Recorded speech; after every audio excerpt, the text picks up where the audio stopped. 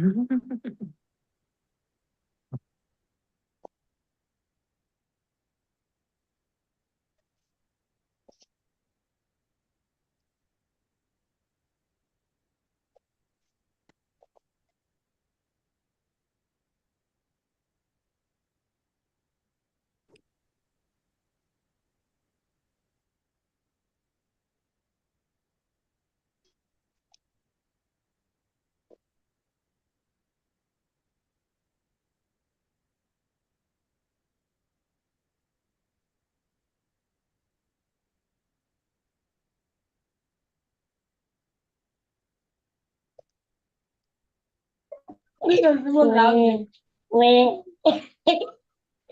you like, you should like that.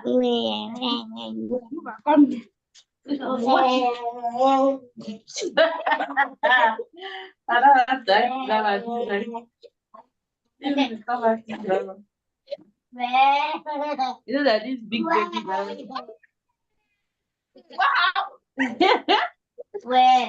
Where? Because I think I bring crying. But I get that. It's okay, it's okay, it's okay. It's okay. Look, your sister thought that you were having fun with the whole business. It's okay, sorry. You thought I was crying for you. I'm not crying. You stay quiet. The big baby socials. You have small baby used to do. And because you used to do baby. Hello, good evening all. But Thank you for joining us in today's episode, even though it's a new episode we are starting today. So before our facilitator reach us, I will start by extending our assistance. Oh, my name is my Bluetooth speaker.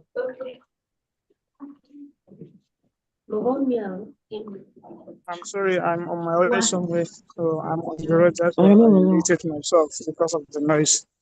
So I must start by extending our gratitude and appreciation to the registrar for giving us this event to come and learn and gain CPD. I think getting CPD is not just Speaker. because Can even you if you are everybody? using clinical pathway to gain this 18 CPD, I think you will spend nothing less than 15,000.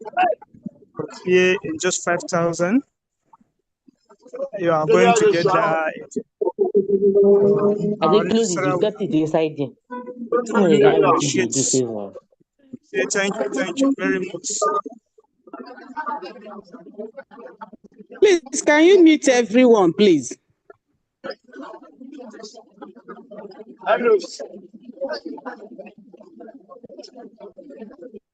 Very sorry for the noise. So we say thank you very much. Really appreciate, and we are praying that the Almighty Allah help you to discharge your duty effectively. So I have seen that our facilitator is around. So as I said, we are starting 10 minutes after 4. So it's already 11 minutes after 4. I think the floor is yours, sir. Thank you very much. Hello, thank you, Dr. Idris. Hello, everyone. Pleasure to connect all. Can you hear me, please? We cannot hear. It's too noisy. Please mute everyone so we can hear you. It's too noisy.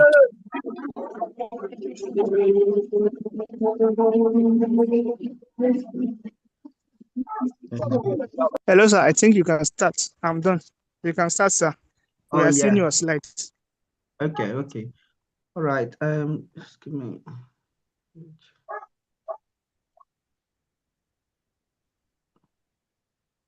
Sorry to interrupt you. There are a number of people who are unmuted. Can everybody please?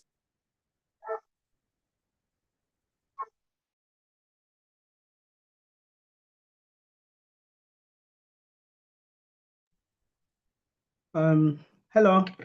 I'm sure we can hear me clearly now. Good day, everyone, and it's my pleasure to reconnect with us all and welcome us all to another series of training sessions and acute physio essential, advanced acute physio essential. And first of all, I'd like to thank our registrar, Professor Rufai, for this opportunity, and I'd like to thank all the organizers for their commitment to advance our acute physios.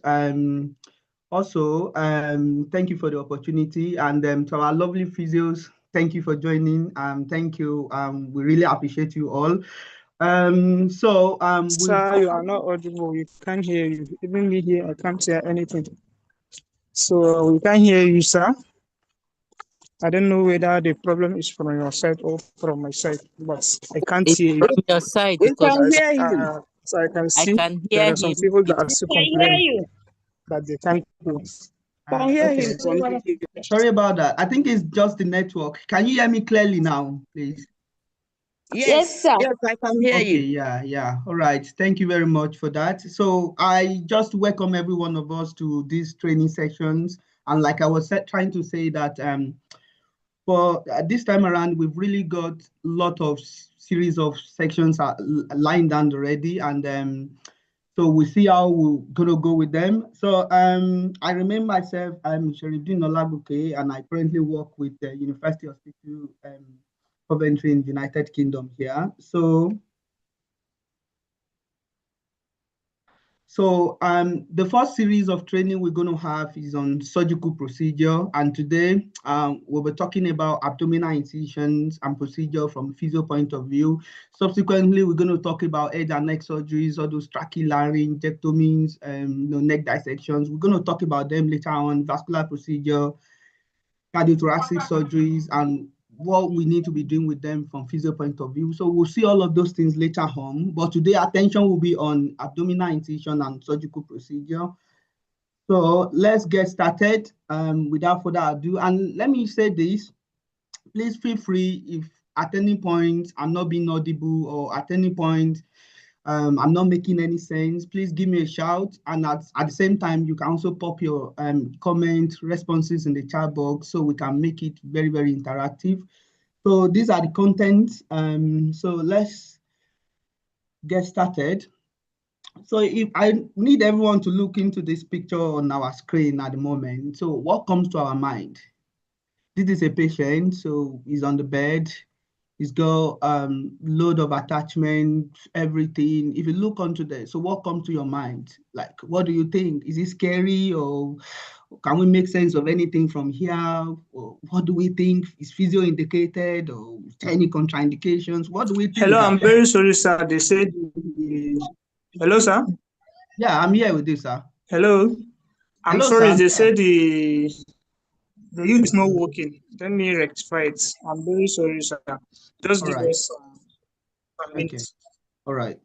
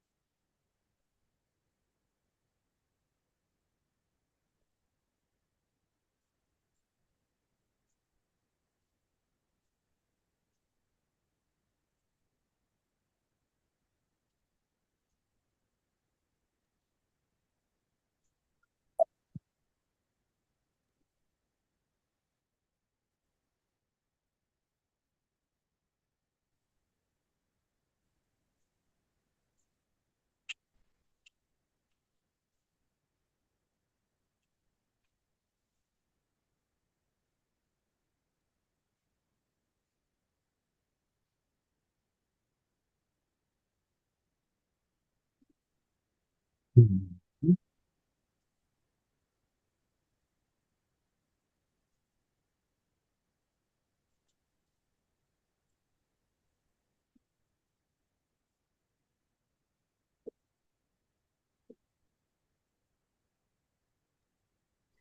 everyone. We are just waiting for the organizer to fix the link for us so that everyone can be part of this. We're very sorry about that. While we're waiting for that to be fixed, if there's anything we'd like to be discussing for the meantime, you can open the floor if you've got anything for us or anything. So while we're waiting for Dr. Idris to fix the link for us.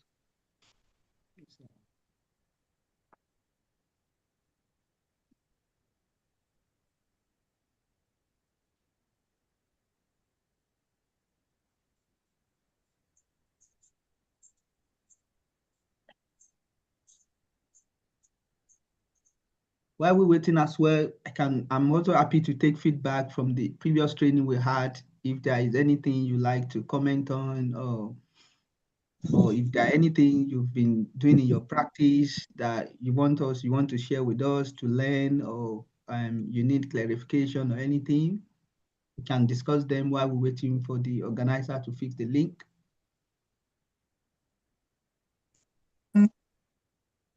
Just open the mic, just open your mic and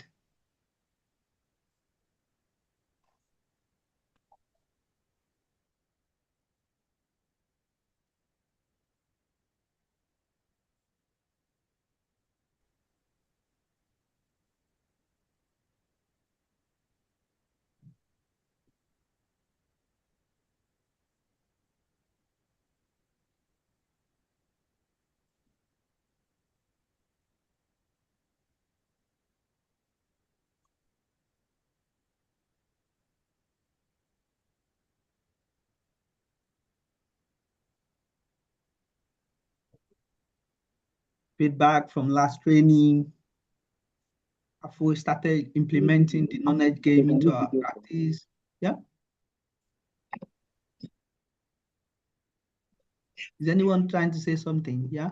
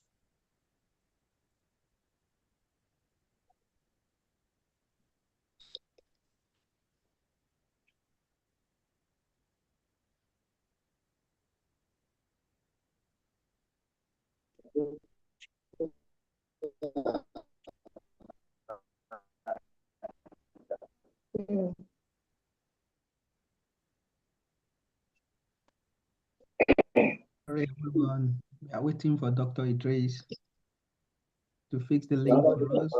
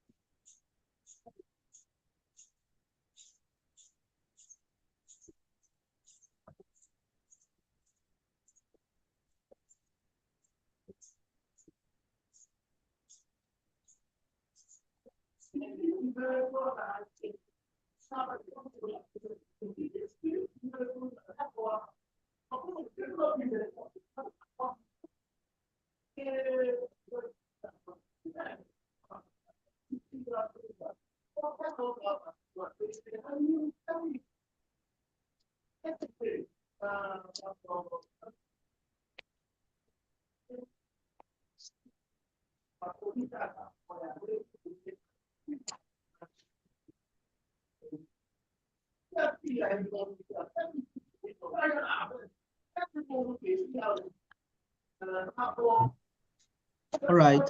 So Dr. Idris just texted me that we can continue the teaching. So sorry everyone. So let's get started again. So sorry for the network.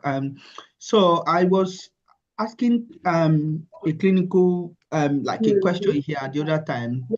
Hello, can we hear me clearly, please? Hello? Yes, we can hear you clearly. Yes, we can. Okay. Yes, yes. All right, thank you very much. So if we look into this picture on our screen, so is there what comes to our mind with these patients? So what are our line of thought? Or is it looking scary? Is it something we are very familiar with? Or is it something physios can do stuff with this patient? Or is there anything, look at the attachment? Is that what can we say? If you pop your response in the chat box, and if you can also open your mic and talk us through some of the things you can see here. Anyone ready to go to give it a go? What can you see here? What can you identify? What is the current state of this patient, current status of this patient? What do we think? What do you think is going on? Why is he having this so much attachment? Yeah. Anyone ready to leave the chat on that? What do we think?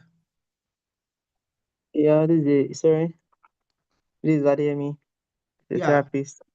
Yes, sir. So this is a patient that looks like he or she, he is in ICU, Okay. the central line, Okay. some IV line in situ, urinary catheter in situ, some Okay. other things. So on some, I think it's not epinephrine or some medications that need to be maybe changed or administered minutes or hourly, and some other things that. So this is for ICU physiotherapist. This is something I am personally used to because and some other ICU physiotherapists will be used to. Those who have done some their posting or their internship in teaching hospitals like UCH, something we'll have seen something similar. Yeah. Yeah, cool, lovely. Thank you very much for that brilliant contribution. Yeah, I can see people popping the response in the chat box. I see you, unconscious patients, patients in intensive care. Oh, these are lovely stuff. From the picture, I can see critically ill patients in ITU, probably unconscious. Yeah, good stuff. Yeah, these are good stuff. Good stuff. Yeah. So the rationale is just to show us sometimes when you go see patient on the ward, it might not necessarily have to be ITU. Sometimes it could be on the ward, maybe on surgical ward, for instance. You can find patient on different attachment. Sometimes it could be really, really very scary. But how do we get to know some of these things? How do we get to know what we need to be doing with this patient from physio point of view? How do we know if there are some contraindications? So let's just get started fully now. So the first thing I like to talk about here is abdominal procedure, like I mentioned previously. So let's start with laparoscopic procedure. So when we hear the word lapro, of course, lapro means abdomen, and laparoscopic procedures, these are procedures with generally they are keyhole surgeries. Keyhole surgery means surgeries that are minimally invasive. So what the surgeon does, what they do is they use some surgical instruments, to make some precise cut. And one of the instruments, I'm just being very brief on this, one of the instruments is going to release CO2. And what that CO2 does in the course of the operation is just to space out the internal organ from the abdominal wall so they can make a precise cut. So, but from physio point of view, what do we really need to remember? If let's say you are reading a patient note and you see that, this patient have done laparoscopic procedure, keyhole surgeries, minimally invasive surgeries. So what should be coming to our head? So stuff like, oh yeah, these are patients with precise cuts, small wounds. They are likely to have less postoperative pain. They're likely to have maybe minimal bleeding while having the procedure. They are likely to, when it comes to recovery period, it's likely to be very quick.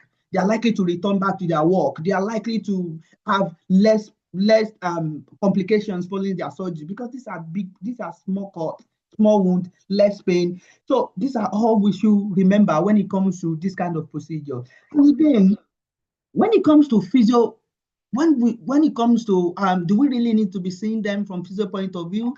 Then you might need some clinical reasons to make some decisions. That either you need to be going in to see this kind of patient, especially if you work on an acute hospital that is that is highly pressured, that you've got a huge caseload. You need your clinical reasons. You need to put your clinical reasons on table to make certain decisions if you'll be going in to see this kind of patient.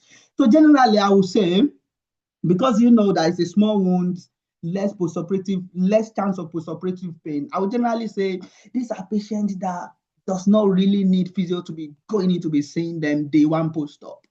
But that means day one post-op, we normally expect maybe nurses on the ward, or maybe patients should be fine. They should be able, it depends if well controlled, they should be able to get up, get out, sit out in chair, start mobilizing on the ward, following their surgery as per ERAS protocols. And again, but there could also be some instance why we might need to think about, oh yeah, we need to go see this kind of patient group. Things like, let's say for instance, you've got somebody that have done laparoscopy procedure, they are coming from a very poor respiratory background, or they are coming from a very poor functional background, or maybe following their surgeries, they are now they've now developed complications, maybe chest concerns, or they are struggling with acceptance, or they've not been out of bed since their surgeries. Then in that regard, you've really got physio indications. So they've got physio indications, and there is a really good reason for you to go in to see them following their surgeries. So, but generally, the point I'm trying to raise here is laparoscopic is just a small cut, small wound, very precise cut. Generally, physios may not necessarily need to be involved in seeing this kind of patient. But if we really need to be involved, then something must be on ground. Like, now they are complicated. Now they are struggling. Nursing staff or patient or family members are struggling to get them out of bed.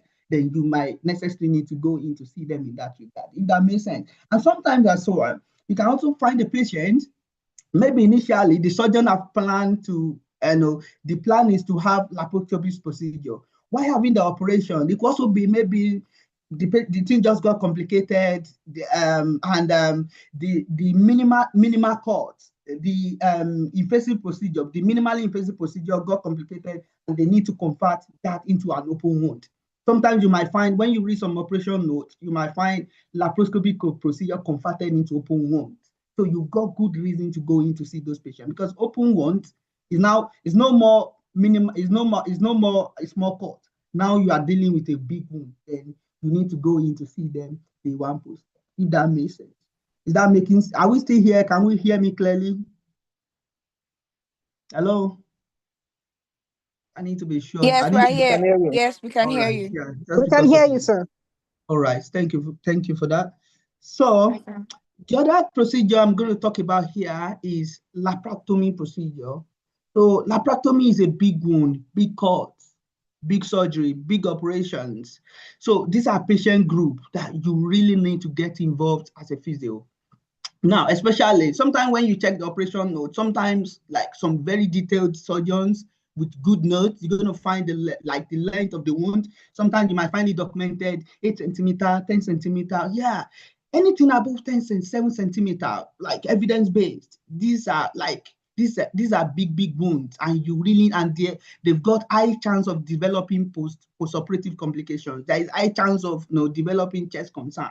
So you need to go in to see them day one post-op from physio point of view. So now, aside from this, now I will just quickly talk about the risk factors.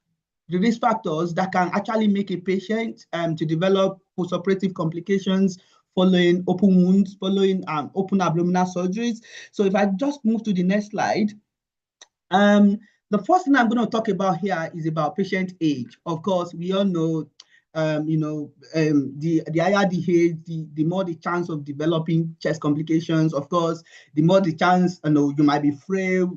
Anything greater than 65, there is high chance that, I begin to think, have my clinical reasons. Do I need to go see them? This is an advanced age. They might be struggling with pain. They might be opioid naive. They might be no.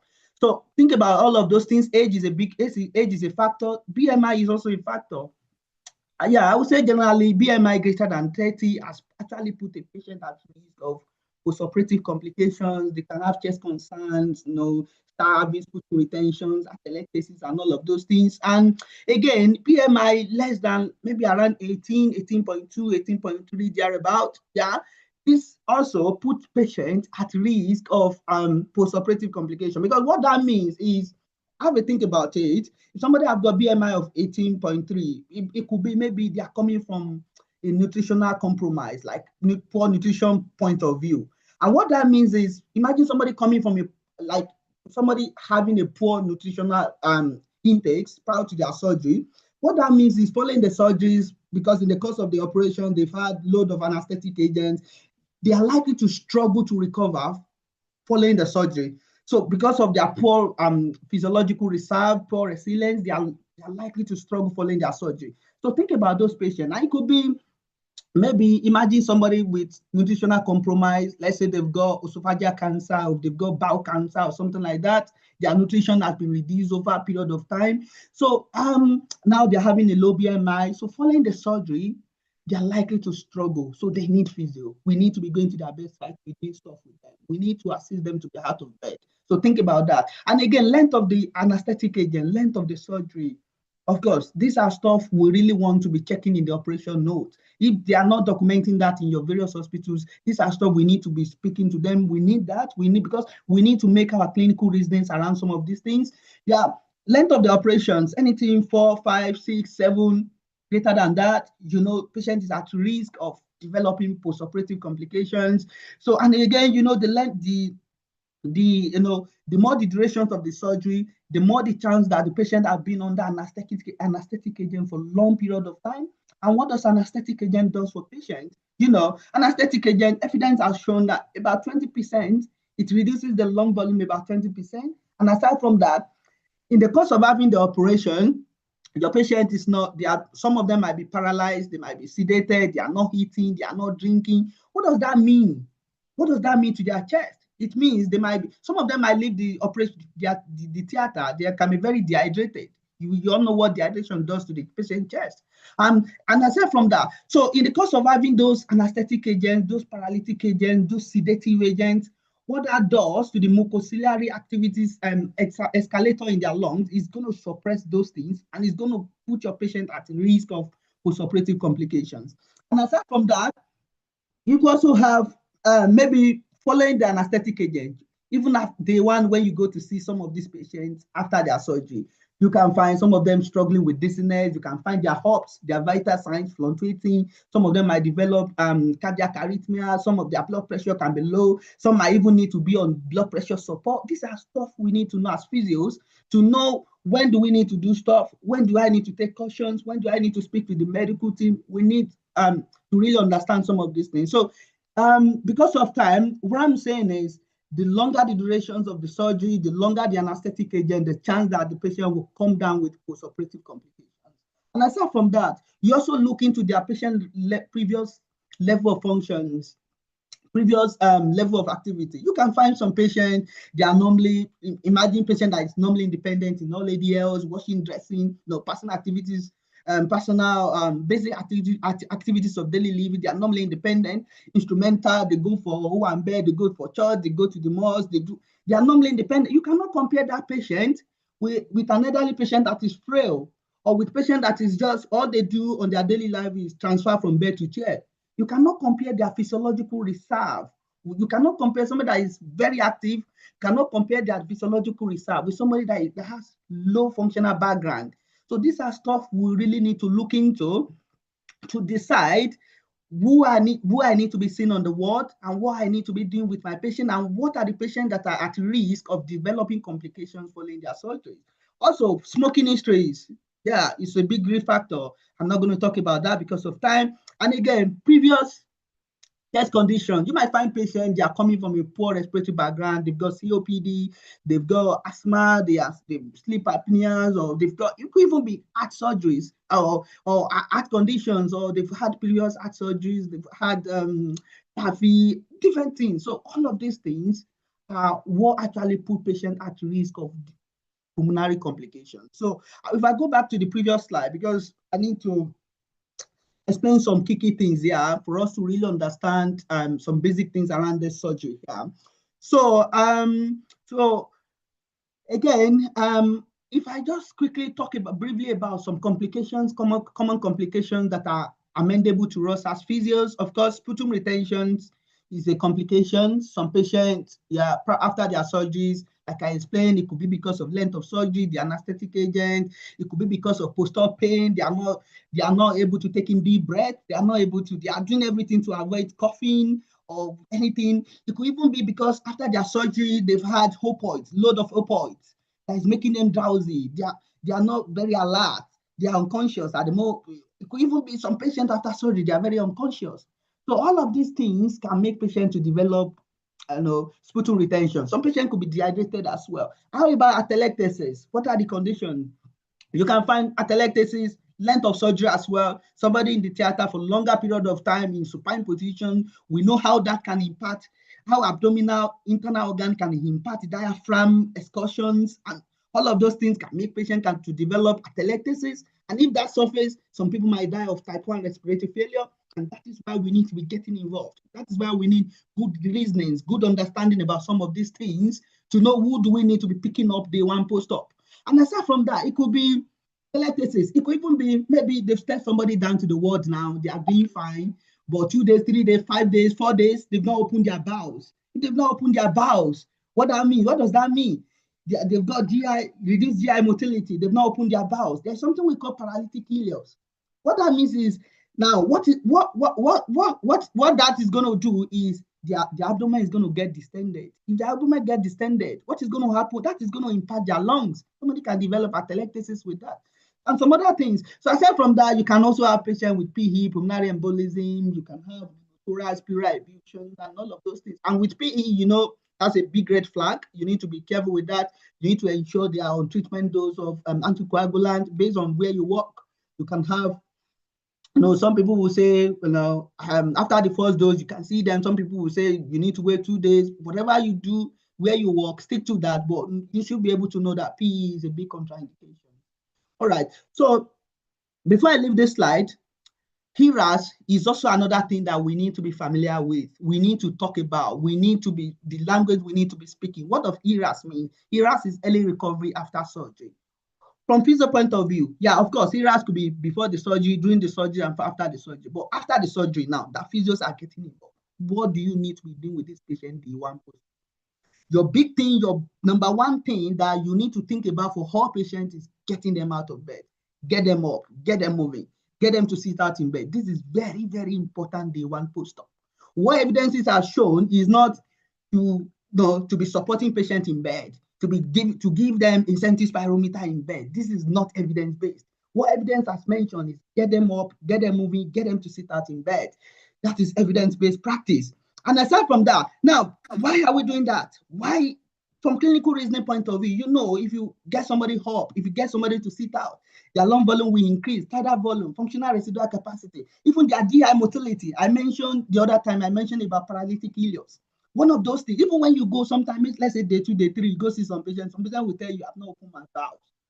Well, how do you convince them from physio point of view? You ask them, you tell them, yeah, aside from the laxative they've been having, the medication they've been having or whatever, mobility is one of the greatest things you can use to enhance GI motility. These are stuff we want to be telling them.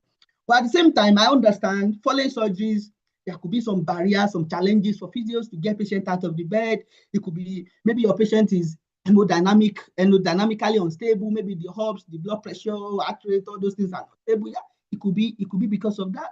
It could be because maybe they've got complications, red flag like PE, like I mentioned. Some might be bleeding, some might be on blood transfusions. It could even be from respiratory point of view. Maybe respiratory point of view, like maybe they're currently on high oxygen, like FiO2 of 70, 60. We've done oxygen. You can go back to check some of those things. So if you got any challenges, like you are struggling to get them out of bed, it could even be patient factor. Like maybe some might be very dizzy, some might be, they will tell you that they want to vomit, they are feeling nauseous. Why are they feeling those things? It's actually because of the anesthetic agent they've had in the course of their surgeries. Actually, so if you are meeting a barrier to get patient out of bed, either due to red flag or due to medication, some medication as well, like metramine, but to support their blood pressure, you need to know those medications. I'm going to talk about those things later on anyways. So if you are meeting barriers to get them out of bed, then you can then think about what I need to be doing with them in bed. Deep breathing exercises, what do we call it? Thoracic expansion. If they got chest concern, they can actively participate, your ACBT, all those kind of things. Supported coughing. If they are struggling with coughing, tell them to all those kind of things, then support them in bed. That is what evidence says. All right. Yeah.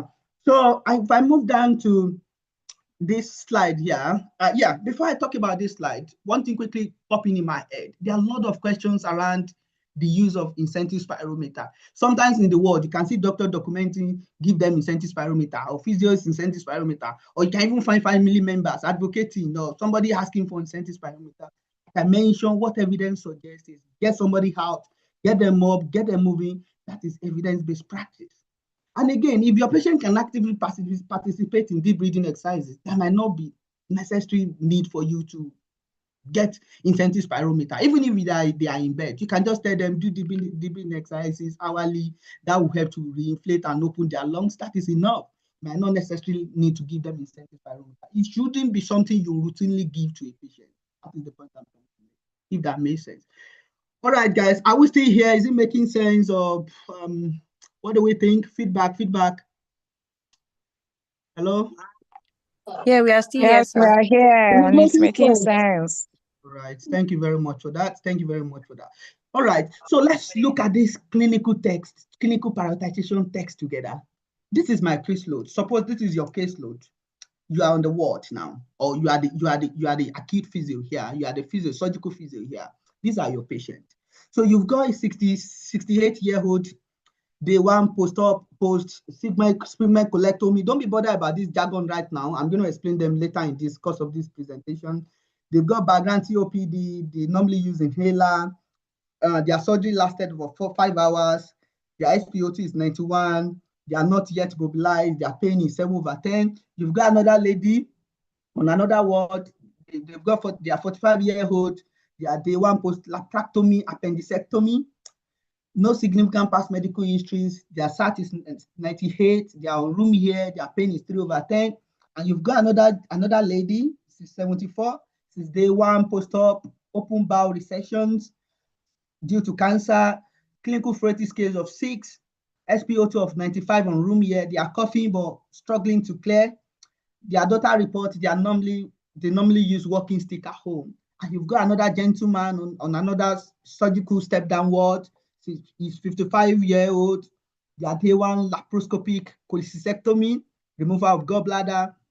Their BMI is 38. They are smokers. They smoke a lot, and their SpO2 is 97. And with mild productive cough, and they are clearing well. They are clearing well when they cough. Their pain is 4/10. So who do we think I really need? Like, if I'm hungry to see a patient, among all of these patients, this is my caseload. So who do I need to see first? Because honestly speaking, surgical ward could really be like pressured, like patient, load of patient to see. They just bring them from ITU, this one from theater, from recovery, and you're being asked to see all of these things. So how do we prioritize? From the risk factor that I have explained, how do you, if you look at this is your caseload, look at this, use your clinical reasonings to decide. Who do you see first? There is no right or wrong, but just being able to justify whatever things you are doing here. Yeah. So guys, what do we think? Let's spend time together here. What do we think before we move forward? What do we think? Yeah, somebody has written patient 1, we need to be seen first.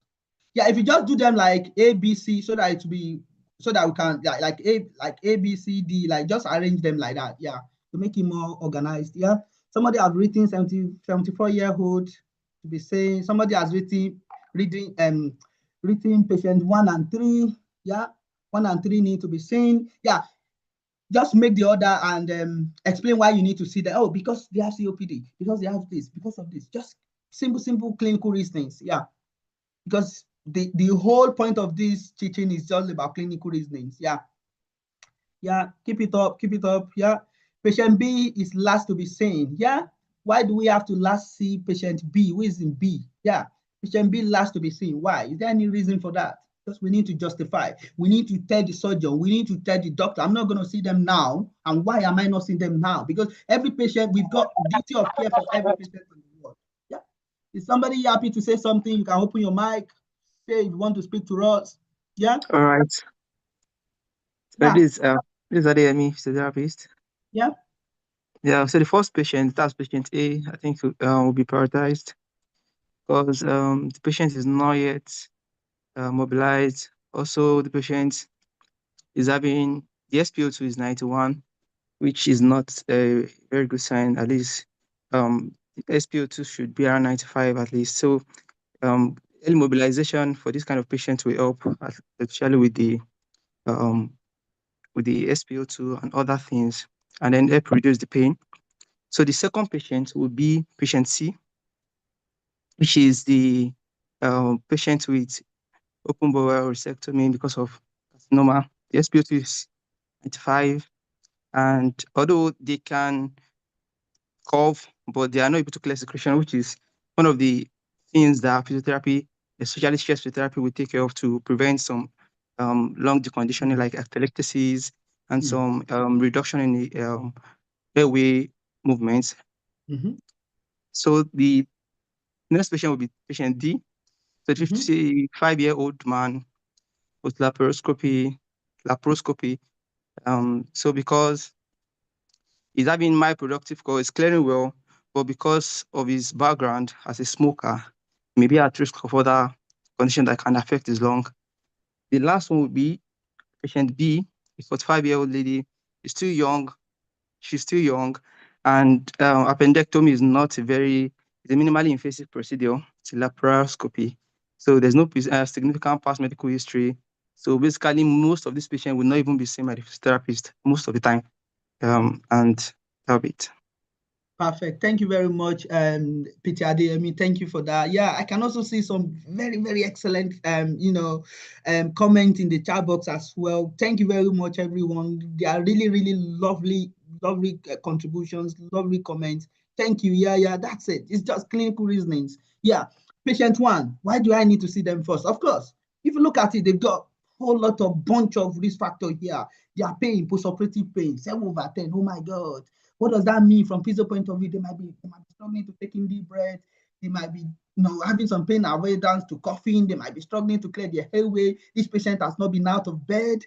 They've got COPDs.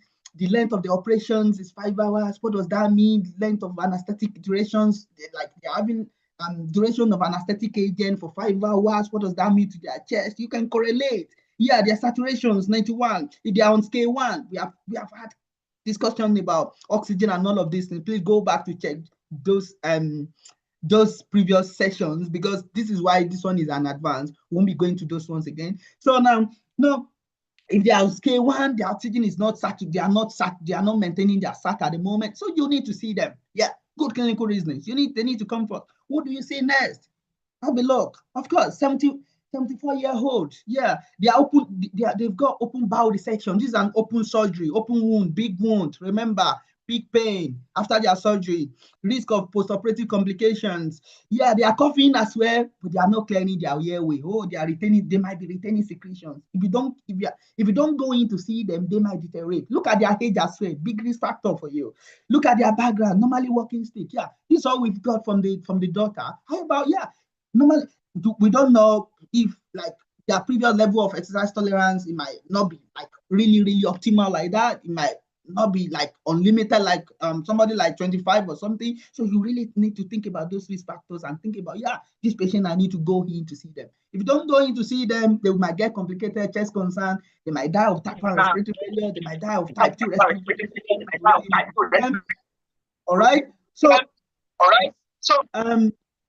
I think I'm echoing. I don't know. So aside from that, so you can also need to also see, what do you need to see? Like, now, if you look at the 55-year-old, laparoscopic, cholecystectomy, the other one to laparoscopic and appendicectomy, these are not like big procedure actually. They are minimally invasive. They are both minimally invasive. Of course, the first two we discussed, I need to see them first. But these other two, they are minimally invasive. Generally speaking, I expect that nursing staff is able to get them out, family, they even on their own, if the pain is well controlled, if there is no big concern, they should be able to out of bed. But if I really then need to see them, and I then need to weigh my options, who do I need to see between two of them? Yeah, who do I need to see? Maybe the other one with BMI of 38, that might be a big risk factor now. Yeah, and I then think about, I might go in to see them. Their pain level is also 4 compared to the other one. Then I then go in to see them first before the other one. If that makes sense. These are just clinical reasons. There is no yes or right, yes or no. There's no right or left here. It's all about clinical reasonings, being able to decide, make an excellent clinical decision for your patient. That's it. Thank you. So we crack on. Yeah. So day one post-op, what should we need? Like, what do we need to be doing with our patient? I've already talked about some of them. So pre-bed assessment, before you go to see them, I expect you to read their notes. Read their notes, check through the medical note, get their past medical history, their background, where are they coming from? You are looking at what I really looking at in the medical note is their background, risk factor. Is there anything you can pick up that you know can actually impact the patient you are going in to see? Get their background, their comorbidities, and all of those things. Look into the operation notes. Look into the operation. What happened in the course of the surgery? What happened? Read all of those things. What is the length of the operations? What is the duration they are on anesthetic agent? Take all of those things. These are what you need to be discussing with your fellow colleague before you go in to see patients. Take those things. They are very key. And aside from that, what are post-op instructions? Read through the post-operative instructions. They might say, okay, do this, don't do this. Take all of those things. They might say, generally speaking, with abdominal surgery, you might not really get any restrictions, but most of the time when you check the note, what you see is,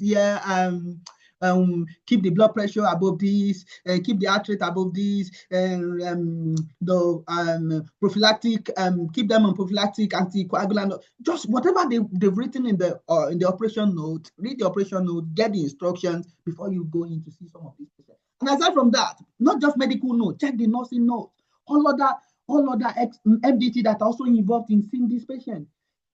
It could be that the dietitians have gone in to see this patient. You need to be checking their notes. The speech and language therapist, you need to be checking their notes. We'll say any nursing note. Have you checked the nursing notes? How are they presenting with the nursing staff on the ward? Are they having post-op concern? Are they delirious? Because you know with the anesthetic agent, patients can easily get delirious. They can be confused following the surgery. Have you checked all of those things? Have they opened their bowels? Remember, somebody with abdominal surgery might struggle with GI motility.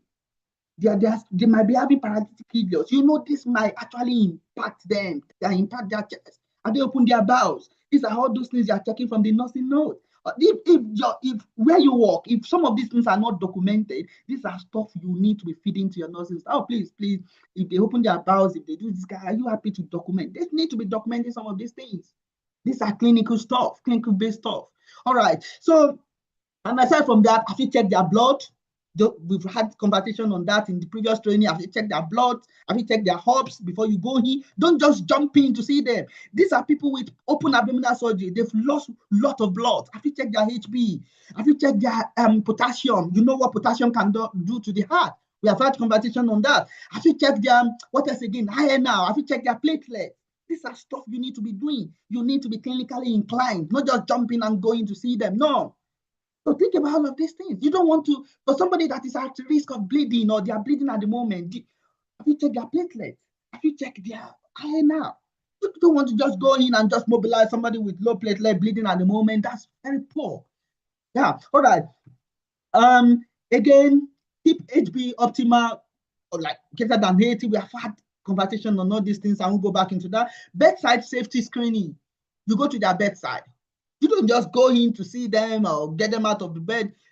What do? Have you checked their herbs, bedside herbs? Have you checked their blood pressure, their heart rate? Because some people following all of these big procedures, their heart rate, some people might have AF, atrial fibrillations. Some people might be tachycardic. Their heart rate might be jumping too high. Some people might be struggling with blood pressure. Anesthetic agent can impact blood pressure. Have you checked their blood pressure?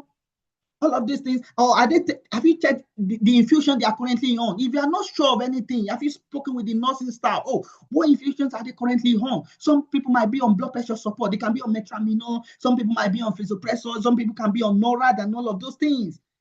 So I'm going to talk about those things later on, but I'm just creating an awareness right now. Attachment. Have you look around? What I normally doing in practice is I'm going to check the right side, everything you've got. I'm going to check on the left side. I'm going to check around. The least thing you want to do to patient is you just get them up and you dislodge any attachment. It's going to be very painful. You don't want to do all of those things. Have you checked all attachment, their urine catheter, their lines, their drains, everything they've got? Have you checked all of those things? These are bedside safety. Now your assessment. What do? Bedside. Post-operatively, you want to do your 480 first of all. Of course, from compassionate point of view, you want to ask them, how did the surgery go? How is their pain? Yeah, compassionate chatting. And then all of those things will be entering into your note as well. They need to be going into your note. And aside from those things, you also need to do your 480. Complete your 480 with them. People can be confused. Following surgery, you have good clinical reason to do that. They have like duration, long time in the surgery. They are dehydrated. They are not eating. They are not drinking. Some people and they've had long anesthetic agent. All of these things can make them to be confused. But people that are frail, elderly people, they are in the new environment. They can be confused. Medications, post-operative medications they've had can make them to be confused. Pain can make somebody to be confused. Somebody struggling to open their bowel, constipation can make somebody to be confused. Have you done that? Then do your social histories. Then, according to hearers, like I mentioned, get them up, get them out of the bed. And again, if you cannot get them out of the bed, what do? You support them in bed. Your clinical reasoning, deep breathing, this. If they've got chest concern, I will discuss chest later on. Do they need positive pressure as well? And what procedure have they actually had? What procedure? What kind of procedure have they had? Because for upper GI procedure like gastrectomy, esophagectomy, you don't want to bombard somebody with positive pressure because of the risk of dislodging the anastomosis. I'm going to discuss those things later on, but think about those things. Escalation, patient factor could also be there. You see somebody, they want to vomit, they are feeling dizzy, they are this. We've spoken to the nursing staff to give them PRN, PRN pain medication if there is pain. Have you spoken to them to give them PRN, anti-sickness medications, all of these things? Because from physio point of view, if your patient is not optimal, you won't be able to do your stuff with them. If your patient is complaining, they're fixing on pain or anything, you won't be able to get anything out of them. Think about all of these things. MDT, escalation to MDT, and documentation, clear down, very good documentation. Not continue treatment, this to the this. No. Good documentation. We have spoken about that in our previous sessions. Have a go about that again to understand how you can make a good documentation. All right, let's crack on. Surgical incisions. Let's come back home to surgical incision now. So now, if you look at this, I would have loved to spend a whole lot of time here, but I won't do that. The time we've got. Yeah. Just look at this for now. I won't pick them one after the other, correlate how that can impact their chest or anything because of time. Just look into this. You can have a read. I'm going to send the slide to us. So now let me just take some brief among them and just discuss it. sometimes you can find, imagine a patient that have had midline incision. What does that mean? Midline incision is according to the linear harbor here. Of course, one more, so he said rectus abdominis, you are cutting through the linear harbor here. And with that, what that does is there will be less blood, there will be minimal blood loss. And aside from that, you are not cutting through the, you are not cutting through the nerve, you are not cutting through the muscle. We all know cutting through the nerve. We all know what that means from physio point of view. But here, with as they are cutting through the linear harbor, they have like that is safeguarding the muscle, and that is also safeguarding the nerve, which is good. Yeah, these are stuff normally they do in emergency, some abdominal emergency procedure, and yeah, the surgeon, they like to go through that route. And again, you can find transfers. Generally speaking, you find this in some urology procedure, you find it in some gynae procedure as well. There's no big time to go through these things in total, but generally speaking, yeah, from evidence, from what I've seen so far, all of these things come with like good cosmetic results. Anyway, so you can also find subcostal. Let me just drag this away. Yeah, you can also find subcostal. Subcostal could be on the right, it could be on the left. If it's on the left side, it could be maybe to get access to the gallbladder. Maybe somebody has got inflammation of the gallbladder or dead tissue in the gallbladder, something like that. It could be also be on the other side. It could be on the other side as well. And if you combine the two, like right and left subcostal couch incision, you could, then that would be rooftop. Then this can be used to gain access to maybe the stomach, oesophageectomy, lower part of the esophagus and upper part of the stomach, to the livers and some of these things. So just to familiarize us with some of these incisions. So now I'm back again onto the procedure.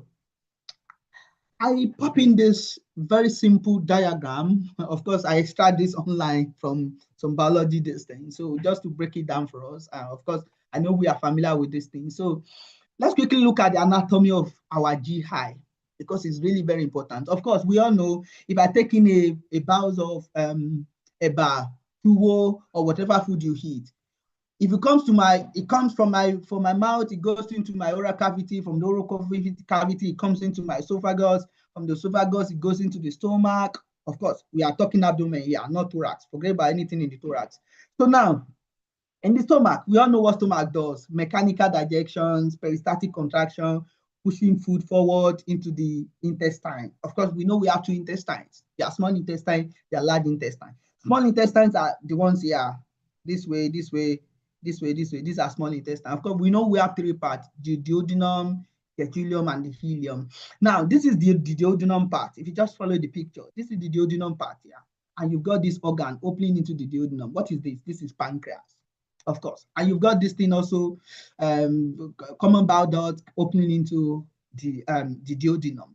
Imagine if you've got a patient, they said they've got something, they've removed their duodenum, you can relate. What can happen? That means this structure that are coming to the duodenum, like the pancreas, like the common bile duct, that are open there, pancreas comes with digestive, what do you call it? Digestive enzymes like lipids, the trypsins, the amylase, all of those things, they come into here. Like enzymes, you don't have to remember actually. Enzymes that aid in the digestion of protein, carbohydrate, and all of those things. So if somebody now have removal of duodenum, now you can relate what will happen.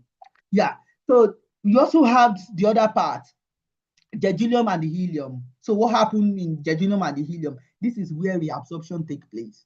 Like anything you take through the mouth, it goes into your stomach, from the stomach to the small intestine. From the small intestine, those things will be reabsorbed back into the blood. They have to go into the blood. They have to go into hepatic portal veins. Yeah, normal physiology we all did in the school. They have to go into those things and go down into the liver. Now, so remember that. So that means if somebody now have, let's say, removal of small intestine, now you can relate. Oh, you can relate what can happen. Now, again, so remember this: any food substance that is not reabsorbed in the small intestine, where did they go? Of course, they come into the large intestine. And any food that enters into the large intestine, the chance is there that they come out as what? As fecal matter, as a stool. That is where they are coming out. We have to excrete them out of our body as stool, right? So remember that. That means, and again, one more thing you need to remember here about large intestine is reabsorption also takes place in the large intestine. Reabsorptions of what? Water. Reabsorptions of water also take place in the large intestine. Why do I need to remember that? Let me tell you. Now, imagine you've got a patient in their operation note. What they've written is this patient have had, let's say, cholecystectomy. They've had colectomy, removal of large intestine. What they've had, the procedure they've had is removal of large intestine. What does that mean? I just mentioned that large intestine aid in the reabsorption of water. All right. So, and somebody now they don't have large intestine any longer. So now what the surgeon will do is the last part of this small intestine, they will now bring it out of the body. I'm going to show you in some picture. They will bring it out of the body, make stoma. So that means anything that will be coming out from that stoma is likely going to be watery stool, watery, because there is no large intestine to reabsorb some of those water in the stool, in the fecal matter, back into the circulations. So the content that will be coming out from those things is going to be watery stool. And what does that mean? Physios, you can go on what does that mean? Imagine a patient, they are bringing out a lot of waters from their body, a lot of water. What does that mean? Physios, what does it mean to us? They can be dehydrated. That can impact on their blood pressure. That can affect, you want to mobilize somebody. Somebody that is having postural hypotension, what can you do with them? You need to think about those things.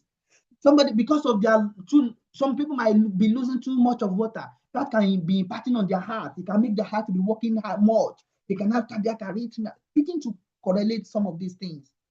All right. So if that makes sense, are we still there? Is it making sense, or what do we think, guys? With you, sir. Yeah. Let me get a few more response. Are we still there, guys? Thank you, PT Adeyemi. Yeah. Are we Yes, still there? we're here. Active. Yeah. Thank you very much. Yeah, somebody have written, it can lead to shock. I love that. Good clinical reasoning. It can lead to shock. If you lose too much of water, circulatory shock. Good job. Thank you very much for that. I love that.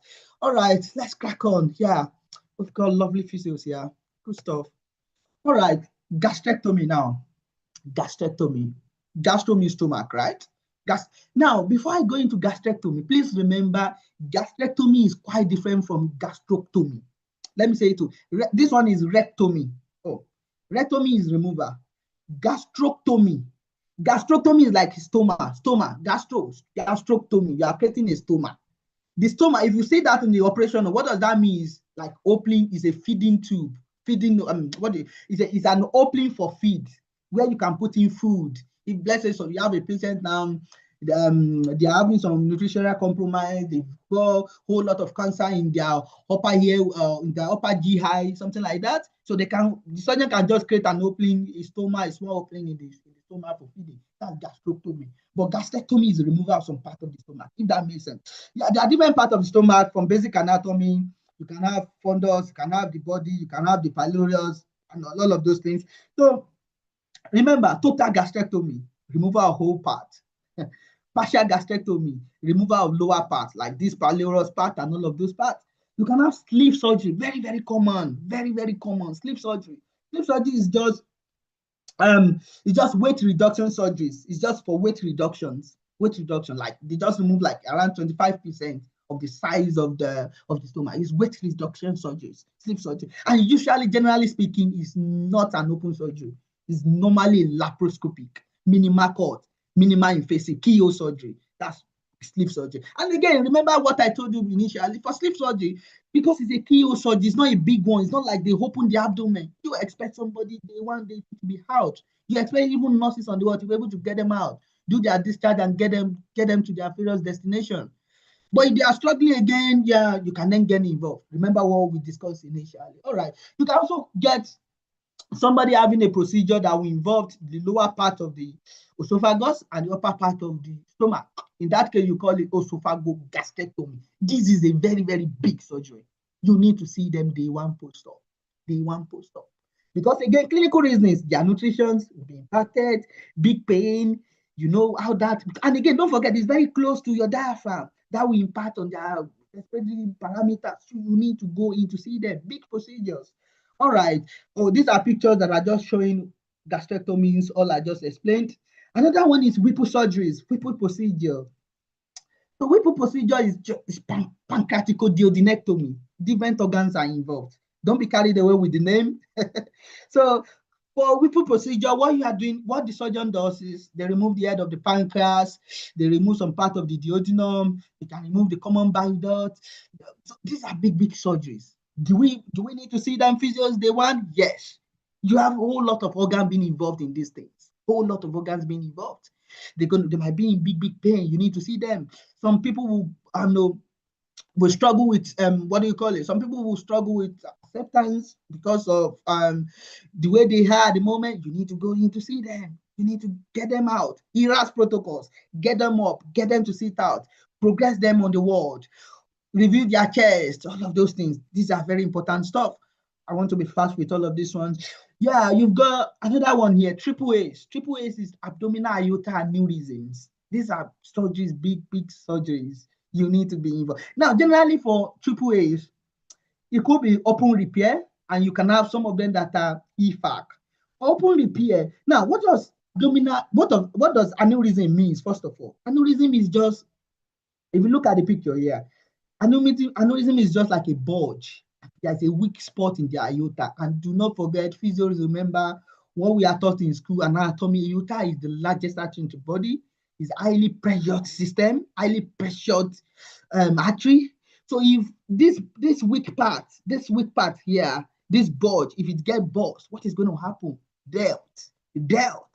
So now what the surgeon does is, sometimes they might just open the abdomen, they might put a graft in this just to make it more patent.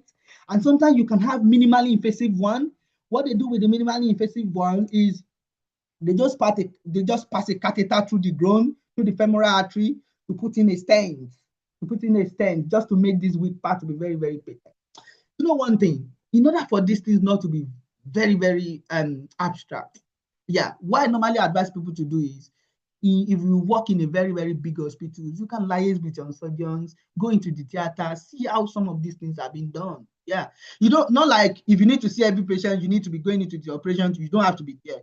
But just for compassionate point of view, just to see how some of these things, I've been there before, I've been there several times, I know how they do it. I'm not like I know how to do it, like I've seen them before. So these are some of these, because again, when you go to see, imagine somebody having this open triple A repair now, and you are going in to see them day one post-op, and you've seen the operation before. Now you can relate what they've passed through. You can relate what they've gone through. You can relate how you need to interact with them, even from compassionate point of view, like from physio point of view. Now you can relate, you'll be able to relate better the likely things they might be able to come up with after the surgery, if that makes sense. So for EFAC, generally, I would say it's not, usually you will just find the small incisions in their groin. It's also laparoscopic. You might not necessarily need to see them, honestly speaking. It's just minimally invasive. They just part a stent and it goes straight into their femoral aspect. All of these things will be done under the camera anyways. So that's that. Atman procedure, let me just quickly take us through some of these things. Atman procedure. Atman's procedure is just the removal of sigmoid column. Sigmoid column is here. If you remove the sigmoid column, that is Atman procedure. Now, this Atman procedure it could be temporarily and it could be permanent. So it could be, if we look at picture D here, this is like permanent because the other part of the large bowels has been removed completely. So like the rectum and the anus has been extracted away from the body. That's permanent. And sometimes you can have Atman procedure being temporarily. So what they do is this thumb, the rectum and the anus, they will keep that in the peritoneum. They'll cover it in the peritoneum. So until this stump, until this descending part, the stump coming from the descending column, until it heals up. When that heals up, what they do is they will then rejoin them together. They will then anastomose the rest of these things together, and the patient will be fine. Now, what will happen before? So, okay, the other thing I need to talk about here is about stoma. For this permanent, this part will be brought out of the abdominal wall. You will see it outside as a stoma. So the stool and everything will be coming out from there. So same thing with these ones. Even for the temporary ones, this descending part will be brought out as stoma. And when the region of the cut heals up, then they can then anastomose, reverse it and anastomose the rest of this thing together. These are, again, Atman's procedure usually are, it could be laparoscopic as well. If it's laparoscopic, make your decision. It could also be open as well. So you need to see the ones that are open. if that makes sense. Hepatic lobectomy is just usually removal of lobes. Sometimes you find it as laparoscopic procedure as well. The one I really want to talk about here is total colectomy. Let me use this picture to discuss this thing here. If you look at this picture here, so this is total colectomy, removal of all the large bowels, all the large colon, all the large intestine. And remember from what I said the other time, if you remove all the large colon, what does that mean? Then the last part of the small intestine will be brought out of the skin to make a stomach. Yeah, and you already know now from what I discussed that stool that will be coming out of there is likely to be watery stool, if that makes sense. The other thing you can find in the operation notes, you can find right hemicolectomy. What was that right hemicolectomy? Of course, remember large intestine has some parts like ascending column. You can have transverse column, descending column, sigmoid rectum, and so right hemicolectomy means you just remove the right ascending, you remove the ascending column and some part of the transverse column. For left hemicolectomy, you remove the descending column and some part of the transverse column. So now all other parts, for instance, now if I'm talking of right hemicolectomy now, for right hemicolectomy, we remove the ascending part and we remove the transverse part. So the rest of the transverse part will be anastomosed with the small intestine, with the last part of the small intestine. If that makes sense for the continuity, if that makes sense. So that's that. And again, for left hemicolectomy, the rest of the transverse column, that will be anastomosed with the sigmoid column. That's what it means. We need to be aware of this procedure, and because if we are knocked up, we get knocked up with the jargon here, with those big jargon, it's going to impact whatever thing we are going into doing with some of these patients. All right. Other ones you might find in the operation note, you can find cholecystectomy. The word chole means the word system is bladder, cholecystectomy is gallbladder, cystectomy is removal of bladder completely. What happens if they make bladder? Don't forget, bladder store urines. So what happened? How is that patient going to be passing urine? I will discuss very soon. Now, prostatectomy is removal of the prostate, nephrectomies, kidneys, nephrons, appendicectomies, removal of the appendix. So just jargons, but there is nothing really there. So all you need to remember in all of these procedures that I've talked about here for the abdominal surgeries is remember what are those ones that really come with big risk factors. Remember those risk factors I talked about. Remember the length of anesthetic agent, remember their age, remember their BMI, remember what you need to be checking in the operation notes, remember post-op instructions, remember to check their blood before you go in, check their check. In fact, what I do is I check their pre-op blood. What is their pre-op blood saying? What is their HB? What is their potassium? What is their INR, their platelet, all of those things? What is their herbs before the surgery? So that you know their baseline. And again, after the surgery, check those things again. Some might be lost of blood. So that you need to know those ones you need to see. Those ones you don't have to see. Those ones you just need to support on bed. Like a patient on blood transfusions with very low HB, you want to get them out of bed, that would be very dangerous. Look at the medication chart. Look at the medication chart. Are they on blood pressure support? Are they on anything supporting their heart rate or anything like that? Look at their medications. We need to know those things so that we won't be doing the wrong thing for our patient. All right, are we still there? Is it making sense? Any questions so far? Any comments? Hello? Let me check the chat box. Hi. Yeah, any comments, any questions, anything? Are we still there? Yes, I was there. Following. Yeah. All right. Thank you Very, very much. very All right. smooth Thank you cast. for that. Thank you very much. Yeah, we are following, sir. Well done. Thank you. We are there. Thank you a lot. Thanks for that. Thanks for the feedback. All right. Let's crack on. So, yeah, I'll just quickly talk about stoma. Because I've been like briefly talking about stoma. What are these stoma? Generally speaking, you find three categories of stoma. I don't know how it works in Nigeria, but generally in some countries you find some nurses that are trained around stoma. Like in fact, they are nursing, they are stoma nurses. You find stoma nurses. These are specialty nurses that are just trained to just be a stoma nurses. They made like so for colostomy, like this, let's say for instance, like they remove the sigmoid colon, this last part we brought out to make a stoma. And again for ileostomy, ileostomy means there is no large intestine, just the last part of maybe the ileum now is brought out to make a stoma, if that makes sense. So now, sometimes when you look at patient, I think I have the picture. Now, when you look at patient, oh, I see God. Now, sometimes when you look at, sorry, wow, I see, yeah. So when you look at patient, you'll find this bag. This is stoma bag. I just look at it and say, okay, is there a way I can know if it is ileostomy or colostomy or whatever stoma the patient have got? Yeah. If it's on the right side, slightly below the umbilicus, it might likely be maybe ileostomy. If it's not ileostomy, then it might be nephrostomy. Yeah. So don't forget, the bag is to store stool. They've not, just like this picture now, this patient cannot remove their fecal matter from the anus. Everything will need to be coming out through this bag. That is what we are talking here, if that makes sense. So now, don't forget, this is ileostomy here. Ileostomy, the stuff that will likely be coming out from here, from this patient, is likely to be watery. If you've been following me. Now, again, if you go to see them, they want post-op, I need to watch their blood pressure. I need to see if they might be dehydrated, coupled with anesthetic agent. They've all of those things about those things. And again, it could be the bag is there, but they've not even opened, their GI motility is very low because of the operation they've had. They need to put them on laxative. And again, combine that with your rehab. It's going to help them. All right. So if I come back to this picture here, urostomy as well. The other time I mentioned removal of bladder, like cystectomies, the bladder is completely removed. So what they do is they just remove some part of the ileum. No, don't forget, this is kidney, and these are ureter.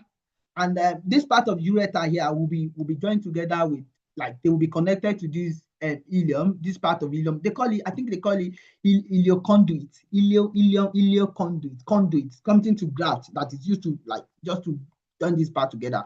So this ileum will be used to create a pipe, and they will now open it to the abdomen. So that is where a patient will be passing their urine. You find these things with patients with, if you work on the renal ward, even some surgical ward, you find some of these patients. Yeah, live and direct. That's it. But we need to be aware of these things. All right. Stoma complication because of time. You can have parastoma hernias, like some weak parts. You can have some abdominal content coming out from there. You can have constipation. Hello, sir. Hello. Yeah. Hello. Hello. Hello, sir. Someone complained that they are not seeing well. If you can increase the size of your screen, maybe it's not in slideshow. I think it's in slideshow. I don't know. Let me check. Okay. Thank you for that. Maybe it's now bigger now. Yeah. Can we see it clearly now? Is it clear enough now? All right. Sir. Thank you very much. Thank you for that. So constipation, like, is also another it could be another complication, like I mentioned, paralytic ileus. You can have granuloma. I think I've got a picture for granuloma. It's just like tiny bumps around the stoma. You can find something like this. Stenosis, there can be blockage, prolapse, retractions, bleeding can happen. Dehydration, I have explained that, like high stoma out. There's something, in fact, the language they use is high stoma output. Like too much of fluid, too much of watery fluid. You know how that can impact patients. How about the psychosocial impact? Acceptance, patients struggling with acceptance because now they are having all of these things in their on their body. This could be very, very like it could, some patients can really struggle with acceptance on this. Have you had conversations with them? Some people might even be needing as high as psychologists or something to help them to deal with that difficult time. Think about all of these things. All right. Let's leave those things for now and let's talk briefly about attachment. What can we see? Different attachment we can see. All right, guys, I need us again to look into this picture on the screen. Is there anything you can identify here? Yeah, and maybe what do you think are running through those things? How do we use them? What does it mean to us as physio? Yeah. If you look onto the screen, anything, can you identify anything here? And what do they mean to us as physios? Let me quickly get that. Yeah. Hello. Yeah. Let me zoom it a bit. Yeah. Are we there? We can, yes, sir. We can hear you, sir. Yes, sir. So what can we identify here? Is there anything we can identify in, like, these are some, like, not even everything. These are some small things you can find with some patients after their surgery. So what do these things, what do they mean? What are they doing there? What does it mean to us as physio? Yeah? Suctioning tubes. Suctioning to which of them? Let's say A, B, C. Which of them? This one, is it the young man there?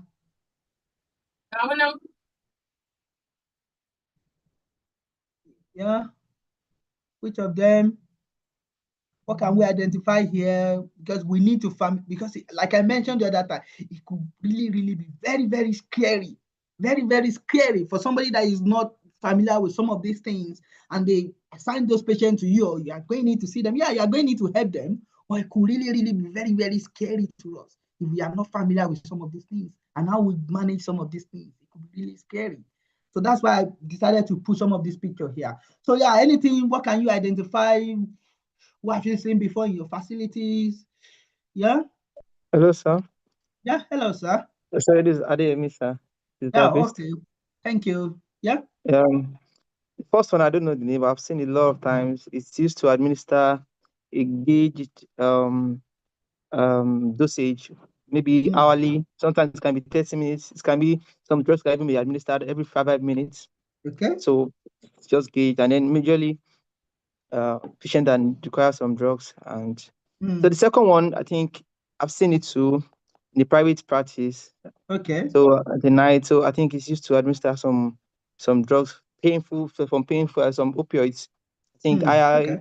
I opioid medication, Okay. and it's controlled too. So there'll be a doctor, a nurse that'll be in charge at least, and has to be taking and then be administering it, especially for Okay. patients All who right. are.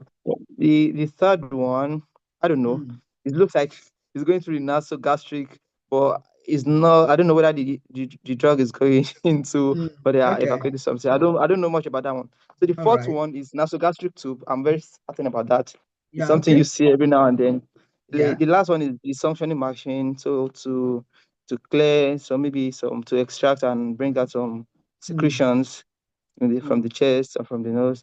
The sixth one is like a nutrient bag. I've seen it for majorly for patients that have done either laparotomy, they've done open stomach procedure on the patient, and then they need Yeah. to be, and they can't eat at that point through orally. So they Yeah. need to be giving them through either through the central line or through the other parts of the body that they've made incision to be inserting the put through. Oh wow, really good stuff. Thank you very much. Appreciate that. Thank you very much, Peter Adeyemi. Yeah, I like to get a few more input from colleagues. Yeah. People have written NG tube, chest tube drains, NG tube, chest tube drain, infusion pump, NG, perfect, lovely stuff. Thank you for that. Peter Naima has written NG, yeah, Peter Hamad, Peter UG, love it. Yeah, thank you very much. Yeah, keep popping them. Yeah, underwater drain tube, NG tube. Yeah, good stuff, lovely stuff. Yeah. So yeah, the first one, just like Peter Adeyemi has mentioned. So this is like a syringe pump. You can see syringe. These are pump stuff. This is just for medication. I would advise if you go to the bedside, don't just walk up to patient and start saying them, because you can find some medication here that you need to take caution of, that you need to be aware of. You need to look at the pump. On this syringe, yeah, normally you should find the name there. They can say metramino. Look at the screen here. They might say 3 mils. They can say 4 mils, 3.5 or something. You can find vasopressor. You can find atracid. You can find different medications depending on what the patient is presenting with. So what do you want to do as a physio? know those medications. If you are not very sure, there's nothing bad in Googling something. There's nothing bad in speaking to your fellow MDT. Ask the nurse. Ask the nurse looking after, oh, this is this. I don't know what does it mean. If you see any attachment at the bedside of a patient that you are not familiar with, ask the nurse, ask them. If the nurse don't know, speak with the lead team or the surgeons or the medical team, speak with them. You need to clarify that. They are there, you are there for them in acute hospitals, they are there for you in acute. They cannot do your job, you cannot do their job. This is a big part of it.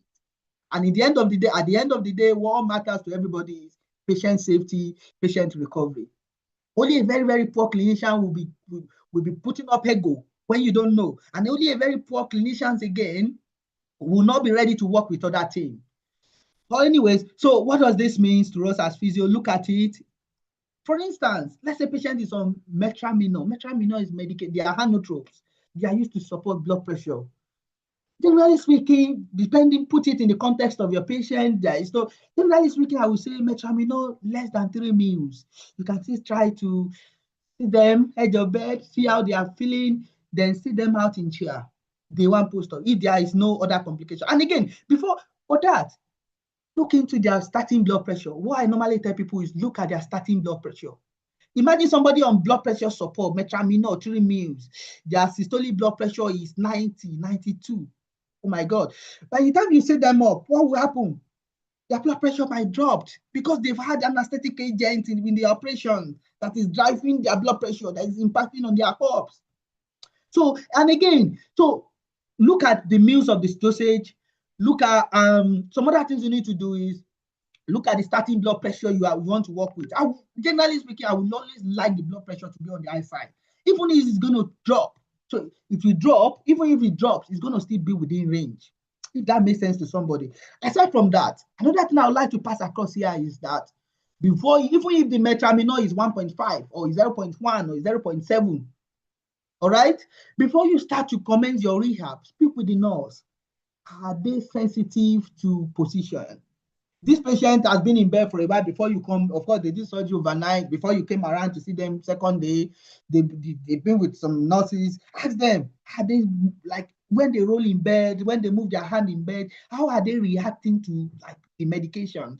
Some nurses will tell, oh, they are very sensitive to movement. They are very sensitive they are very sensitive to position. By the time you hear that, what does that mean? That means you might need to work with the medical. You might need to maybe use progressive approach if you need to rehab them. It also means that, again, you might also need to speak with the nursing staff. If I want to try this patient to sit at your bed, if their blood pressure drop, is there any scope for you guys to titrate the metramino, their blood pressure support, to support them? These are clinical conversations we need to be asking. We need to have that conversation. Oh, some people, for instance, somebody can be on 3 meals and you want to do stuff and their blood pressure drop. How about if they say to you that, oh, there is no chance for us to bring up their blood pressure. There is no medication on ground to support their blood pressure. Do you still want to crack on and they have already mentioned to you that they are very sensitive to position. You still want to go on to do your rehab with them? You're going to put the patient at risk of collapse. Some of them, if you are not careful, if you see like you sit up some patient at your bed, some patient, their blood pressure might drop, some patient might start feeling dizzy, they want to go down, they want to collapse. Think about all of these things. At the same time, don't forget, physio's clinical practice is not just competence, it's also confidence. It's the combination of your competence and your confidence. And put the two together, work with the MDTs, and make great decisions for patients. Patients that you are meant to get out of the bed day one, and you are not getting them out of the bed because you are not confident, you are a poor professional. You are not helping your patient. You are putting your patient at risk of chest complication. At the same time, patients that are not meant to be out of bed, if you pop them out of bed and they collapse, you are in trouble. So you need good clinical reasoning to make those decisions. Have you spoken to the MDT? Are you aware of those medications? What does those attachments, what do they mean to you? Think about that. The second one, because of time, what does it mean? The second one is PCA. If you look at this, you can see like a small control there, that blue part, patient can press it. PCA is not meant to be used by you. It's not meant to be used by the doctor. It's not meant to be used by the nurses or patient family members. It is meant to be used by patient. It is called patient control analgesia. That is the name. So when you go to their bedside, before you do your rehab with them, or you want them to do deep breathing, they are struggling with pain. You want to ask them, can you punch your, can you use your pain button? Can you press it? You want to ask them. And again, some patients might be confused. They want post-op. They can be confused. They are not using that pain button. What do you want to say to the medical team? Because you know pain is your worst enemy. And I've said in our previous training that when it comes to acute hospital, when it comes to pain management, physios are limited. Can you go in with your infrared to be radiating their open wounds? Can you go in with your shortwave diathermy or cryotherapy here? It does not work. It's useless. Yeah. So now, for patient that is struggling to take in deep breath in this situation and they are confused, they are not using their pain, what do you want to say to the nursing staff or the medical team? What conversation do you want to have with them? Discuss with them to give this patient supplementary analgesic. They can try another route. This patient is not using this button. And you know, if the patient is in pain, they won't be able to take in deep breath. They won't be able to cough. What risk is your patient getting gradually exposing to? You know what that means. You are a good physio. You know that. And the third one, so for this second one, you can have different opioids. And again, some patients can also overdose on these things. Some patients can overdose. If they overdose, what will happen? Let's say somebody has overdosed on morphines. What will happen? They start feeling drowsy, they sleep a lot, they're feeling drowsy. When they feel that, what does that mean? They breathe less. They can start retaining CO2. They are not coughing. What does that mean? They start retaining sputum. If you find a patient in that category, what do? Physio, you speak with the medical team. Can you reverse? Can you reverse? You need to reverse these medication overdose. They can give them the napsolone or whatever and reverse it. Because if they don't reverse it, that patient can die of respiratory arrest. So these are good clinical reasoning stuff. It could be you picking it up. It could be you feeding that to the medical team, to the nursing staff. All right, because of time. The third one, this lady, what does it mean? This is a tube going into the nose, just like Peter Adeyemi have said. This is not feeding tube. This is not feeding tube. This is what do you call it? This is a real tube. This is a tube that is used to drain the content of the stomach after surgery. Let's say, for instance, now you've got a patient, they are struggling to remove the stomach, the food in their stomach or anything, or they are having some concern with that. You can find them on this tube. That is used to aspirate their stomach content. This content in their what is it called? In their GI. This is not feeding tube. So if you find a patient with this blue, you can look at it, you can come with different colors.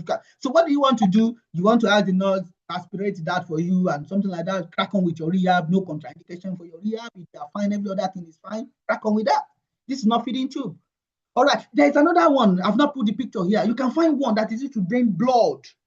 What is that? You can find, what do you call it? What is this thing called again?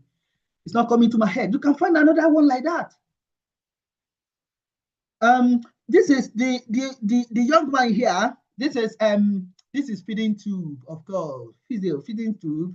Yeah, maybe now they have new surgeries. They might be their airway is not patent. I'm sorry, we need to for a while now.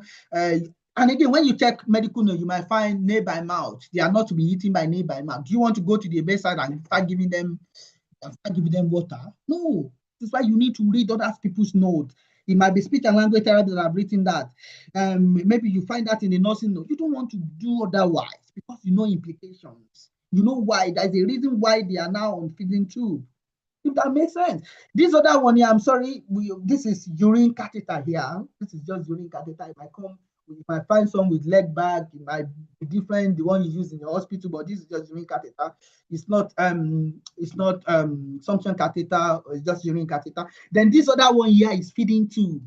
Feeding tube, like patient connected to feed. This is feed like food. This is feed, yeah. And again, you find patient on feeding these things. What do? You can rehab them, but just pause. Just ask the nurse if you are not competent to operate this. Just ask the nurse to pause the feed, and you do your rehab. All right, if that makes sense. We move on because of time. All right, surgical drains. I like to talk about this, but no time for me to explain details on this. But what I would just say to you guys is there are different surgical drains. don't forget we are talking abdomen here. I'm not talking. Yeah, some people in the comment section they wrote underwater drains. Yeah. There are some drains like that, but they are more of what do you call it? They are more for the thoracic.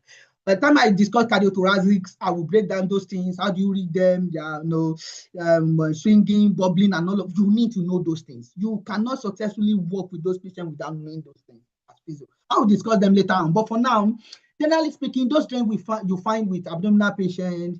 You can find open drains, just like their name suggests. You can find closed drain.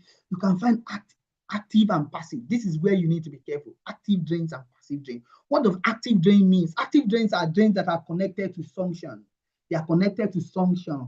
For any drains that is connected to suction, you don't just go to the bedside and get them out. You can be in trouble. Speak with the medical team. Speak with the nursing staff before you see patient with active drain. But generally speaking, for abdominal surgery, it's not very, it's very rare. It's very rare to see a patient with abdominal surgery on active drain. For passive drains, like all of this one in this picture, get them out of bed, no contraindication. But from common sense point of view, what I just need to know is I don't want to dislodge these drains. How many therapies do I need to be with me? Do they need to double up? Do they need 3 physios? Do I need my junior colleague? Think about those things. You don't want to cause more pain to your patient. You don't want to dislodge any of this. And from common sense point of view as well, you don't want to, like, let's say for instance, the drain is connected to a part on the abdomen. You don't want the drain, you don't want to make it higher than their draining site. I don't know if that makes sense. Keep it lower, because these drains are passive drains. What they just work with gravity, they work with pressure difference between the bottle and the body of the patient. So they are not on function that will assist it. And again, you don't want to lift you higher up so that the content that has been already had, they now go back into the patient's body. That does not make sense. This is just common sense. All right. So keep it lower than the body. Think about it. How many physios do you need to be there? Do you need double or something? And again, there is no contact. Get them out. And again, sometimes you can even find a nurse and they might say, we aim drain to be 20, blah, blah, blah. We aim it to be 30 millimeter of this, that, something. Your mobility is one great thing that can make them quickly achieve that. That's why you need to be doing your stuff. You need that ERAS. ERAS is not leaving patients in bed and be doing incentive spirometer, deep breath. No, get them up, get them moving, get them out of the hospital. That is the goal. All right, I will go through this. Vascular access, because of time, I won't discuss. I could have maybe in some other ones, I will discuss different vascular access. I will bring picture, pica lines, all of those things. I will discuss them. I will just keep this slide for now. I have discussed some feeding tube. This is just there again. We can have a read on that. So now, of course, pain medication, like I mentioned, physios, when it comes to pain medication, we are limited in acute hospitals. So what do you want to do? Work with MDTs, be aware of the medication patient is on. Do you need to give them, if they are in serious pain, terrible pain, do you need to speak with nursing staff to give them PRN pain medication before you come around to see them? Have an hour, 20 minutes before you come in to do your physio with them? And again, I also need to talk about epidural. I have explained in our previous, training. I won't go deep. But remember, for epidural can impact on patient blood pressure.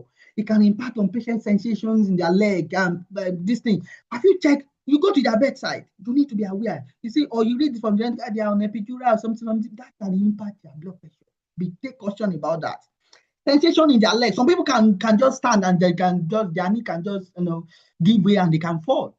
Some people might struggle with sensation. Have you checked their sensation? It's not every patient you want to go in at Acute and start testing their strength and range of motion. It's not like routine things. But have a good clinical reasons why you are doing some certain things. If I'm checking strength, I'm checking sensation in this particular patient, day one post-op for laparotomy open surgeries. I've got clinical reasons why I'm doing that. I have good reason why I'm doing that. All right. There are lots of other medications you can have, but I just have to bring out some of these things because of the risk associated. All right. Pharmacology. I have explained metronidazole today. And again, metronidazole, when it comes to supporting patient chest, using positive pressure, I will discuss later on in some sessions. Their dosage you need to be aware of, vasopressin, NORAD, DOPA. Imagine now, I go to see patient, they want post-op, patient is on metronidazole, they are with NORAD and some other, like 2-3 blood pressure medications. And let's even say metramino is on 0.1, for instance. They are on 2-3 blood pressure medication. What does that mean? Risk assessment. You know that, oh, for patients to be on 2-3 blood pressure support, if I get them up, they can collapse. Their blood pressure can drop. So you need that clinical discussion with the medical team. You need those things. You need to discuss. If I get them up, is there any scope? Is there any scope for you guys to support them? If their blood pressure drop, if their heart rate becomes suddenly high, is there any scope? Is there any fluid you can give them? Have that discussion with them. Pain medication in most hospitals, I don't know recently how this thing works in Nigeria. There are also like ladders to escalate patient pain because they will be in pain following the surgery. They will be in pain. In some hospitals, you find it as like there is a guideline for pain medication. It's something physios should know as well. If I go to patient bedside, I have read through their drug history. I know they are on this pain medication. I can know, and they are still struggling with. They are still struggling with pain. I can just say to medical, have you tried this? Can you support them? I'm not being affirmative. I'm not being like I'm not doing like I'm the Jagaban now, but I'm just giving an advice. Oh, can we try them? Are you maybe just consider this or something? Or have they been seen by pain team? And can this so team come to see, review them if they can try them on this? Something you can advise, because you know if patient is struggling with pain, they're not going to engage with you. Pain is physio worst enemy in acute hospital. Think about all those things. How about anticoagulant? You need to know some of those things. Nosporin and some other low molecular anticoagulant. You need to be taking note for those things. Yeah, post-op, patient will complain they are feeling dizzy, they want to vomit, they are feeling dizzy. Why? Because of an anesthetic agent they've had. Have you spoken to the nurse? Oh, can you give them some anti-sickness medications? Because they won't. If somebody feeling sick, if they can still engage, get them up. That feeling sick is not contraindication. Just sit them out in bed. They can have whatever thing they want to have there. But if they are not engaging, have you spoken to the nurse for those things? How about laxative agents? Are you familiar with some of them? And again, because these are common to you, find somebody struggling to open their bowels following the abdominal surgeries. And you can even go to the patient keep fixating on that for you. What do you want to tell them? Oh, yeah, part of what I can do to get you better, to increase your GI motilities. Let's start walking. Mobility is very key, very important. Some might have infection, antibiotics, steroids. These are some pharmacology we need to be familiar with. But in the course of the training sessions, I don't want to start boiling us with a lot of jargons now, but I will start picking some of them, start using them so that we can be familiar with some of this medication. They are very interesting stuff. I love them. All right. This is a slide again showing us what we can be doing with patients with pain, with fatigue, wound management, delirium, and all of those things. So yeah. So case study, guys. Case study. We need to have some discussion here as well. Case one, you've got a gentleman, he's 56, he's day 2 post-laparectomy surgery. Previously, they are on 2 liters of oxygen. We have had discussion trainings on oxygen, so we can relate 2 liters of oxygen yesterday. Now, but today, their oxygen level have gone to 40% and their SpO2 is 96. So what are your assessments and what are your treatments? 56-year-old man, day 2 laparectomy surgeries, 2 liters of oxygen yesterday, today 40%. Their SAT is 96. What are your assessment and your treatment? So what are you doing with this patient?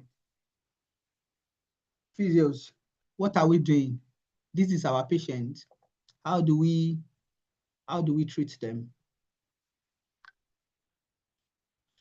Hello, who is helping us? Who is leading the word round? Yeah. This is Ademi. Yeah, thank you. Peter Ademi, thank you very much. Yeah. Back on. So day 2 post-laparectomy. So like yours, following your presentation, said majority of surgeries like this, especially laparectomy, day 1 we should have been seeing them. So in this day 2, and we are just entering, and then 2 liters of oxygen, which is has been increased to 40%. FiO2, I want to presume that when FiO2, sorry, I might be wrong, is used in our whole locality, it's usually either they are on mechanical ventilation. So it has been increased from ordinary, maybe nose mask or normal oxygen to mechanical ventilation. So showing that they have increased need for oxygen. The pulmonary ventilation, maybe through room air, is not enough. So our assessment generally starts with normal assessment to get the history. Now we check the lungs.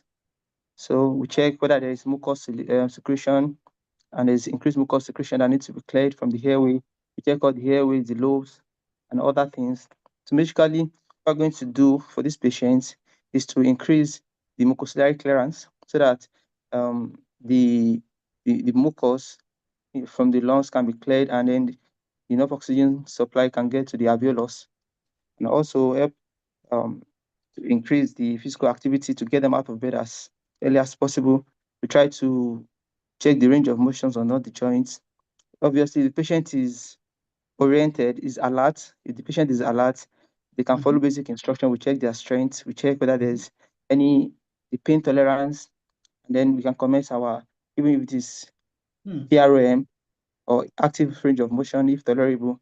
And then we check for contraindications, for the post-surgical contraindications, either relative, either absolute, that can be managed together.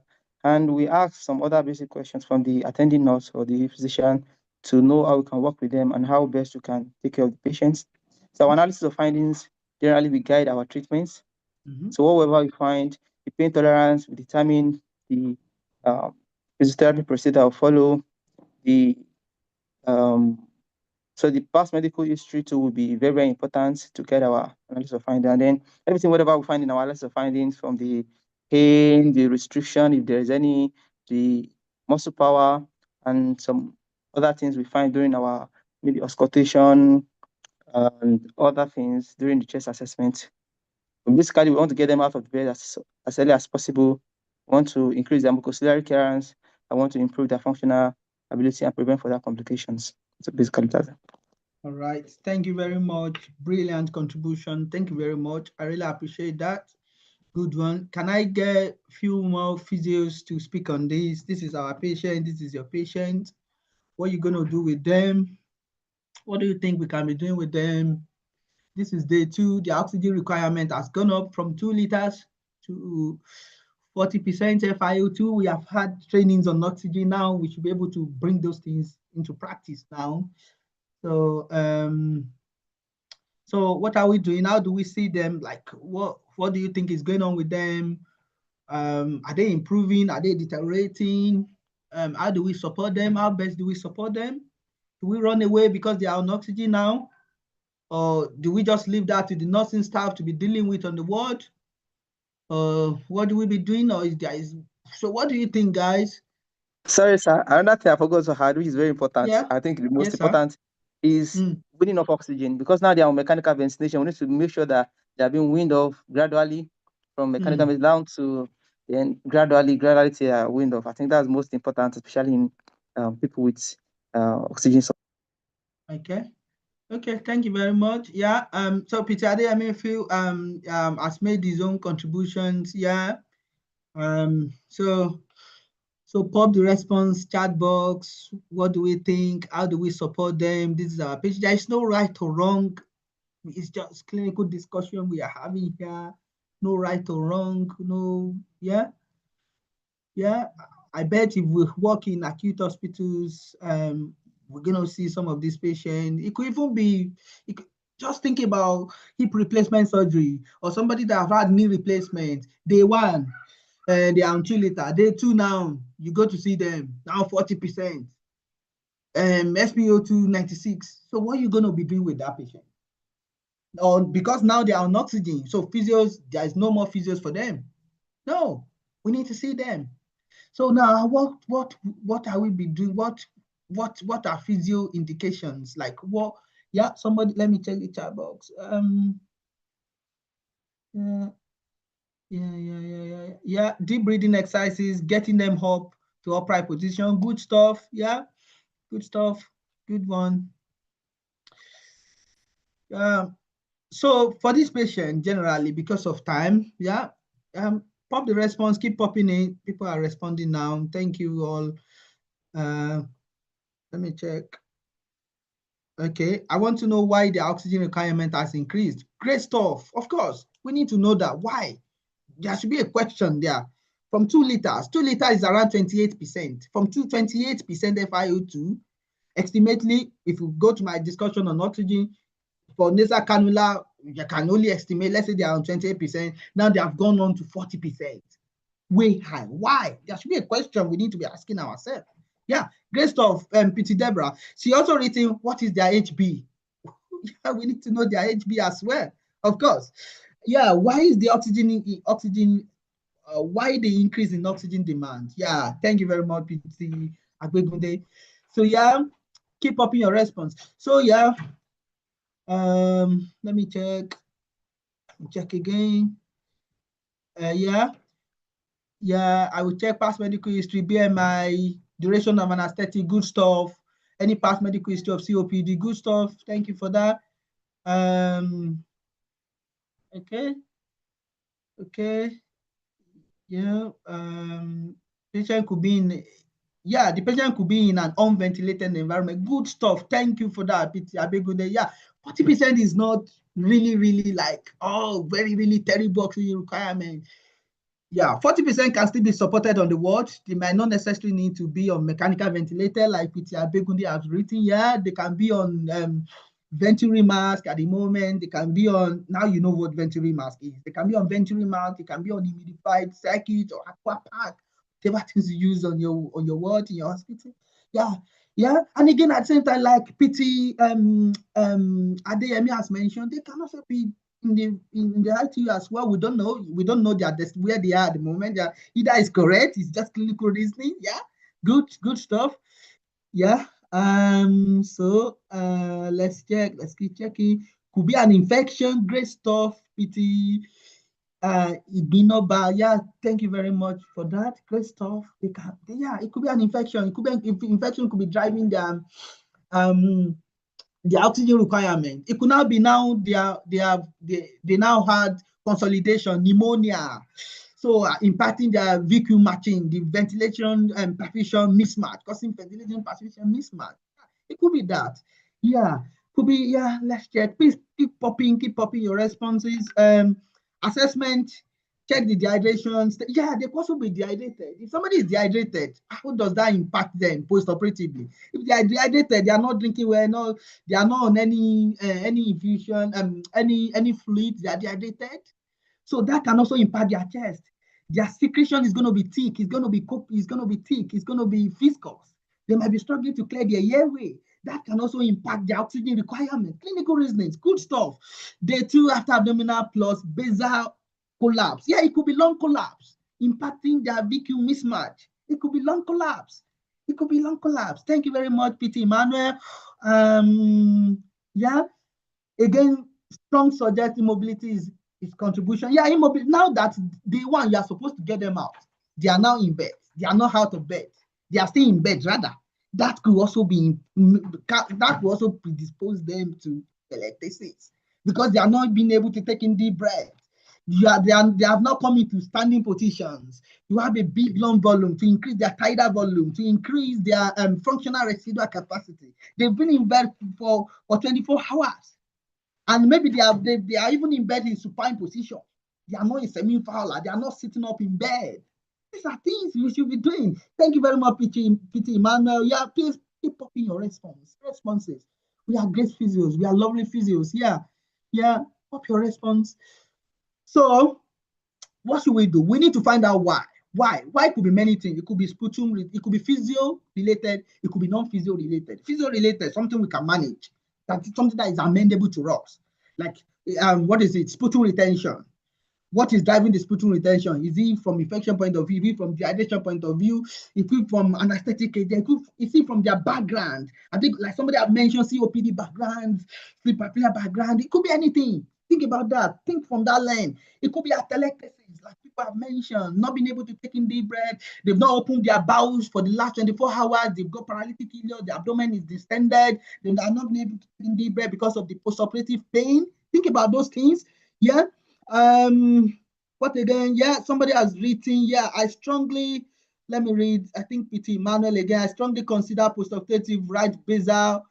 Yeah, there are a lot of stuff here. Big English. There, yeah, large basal atelectasis supported by chest X-rays, secretion retention, sputum plugging, early postoperative pneumonia, COPD exacerbation, pleural effusion, pleural embolism. Oh my God, all of big.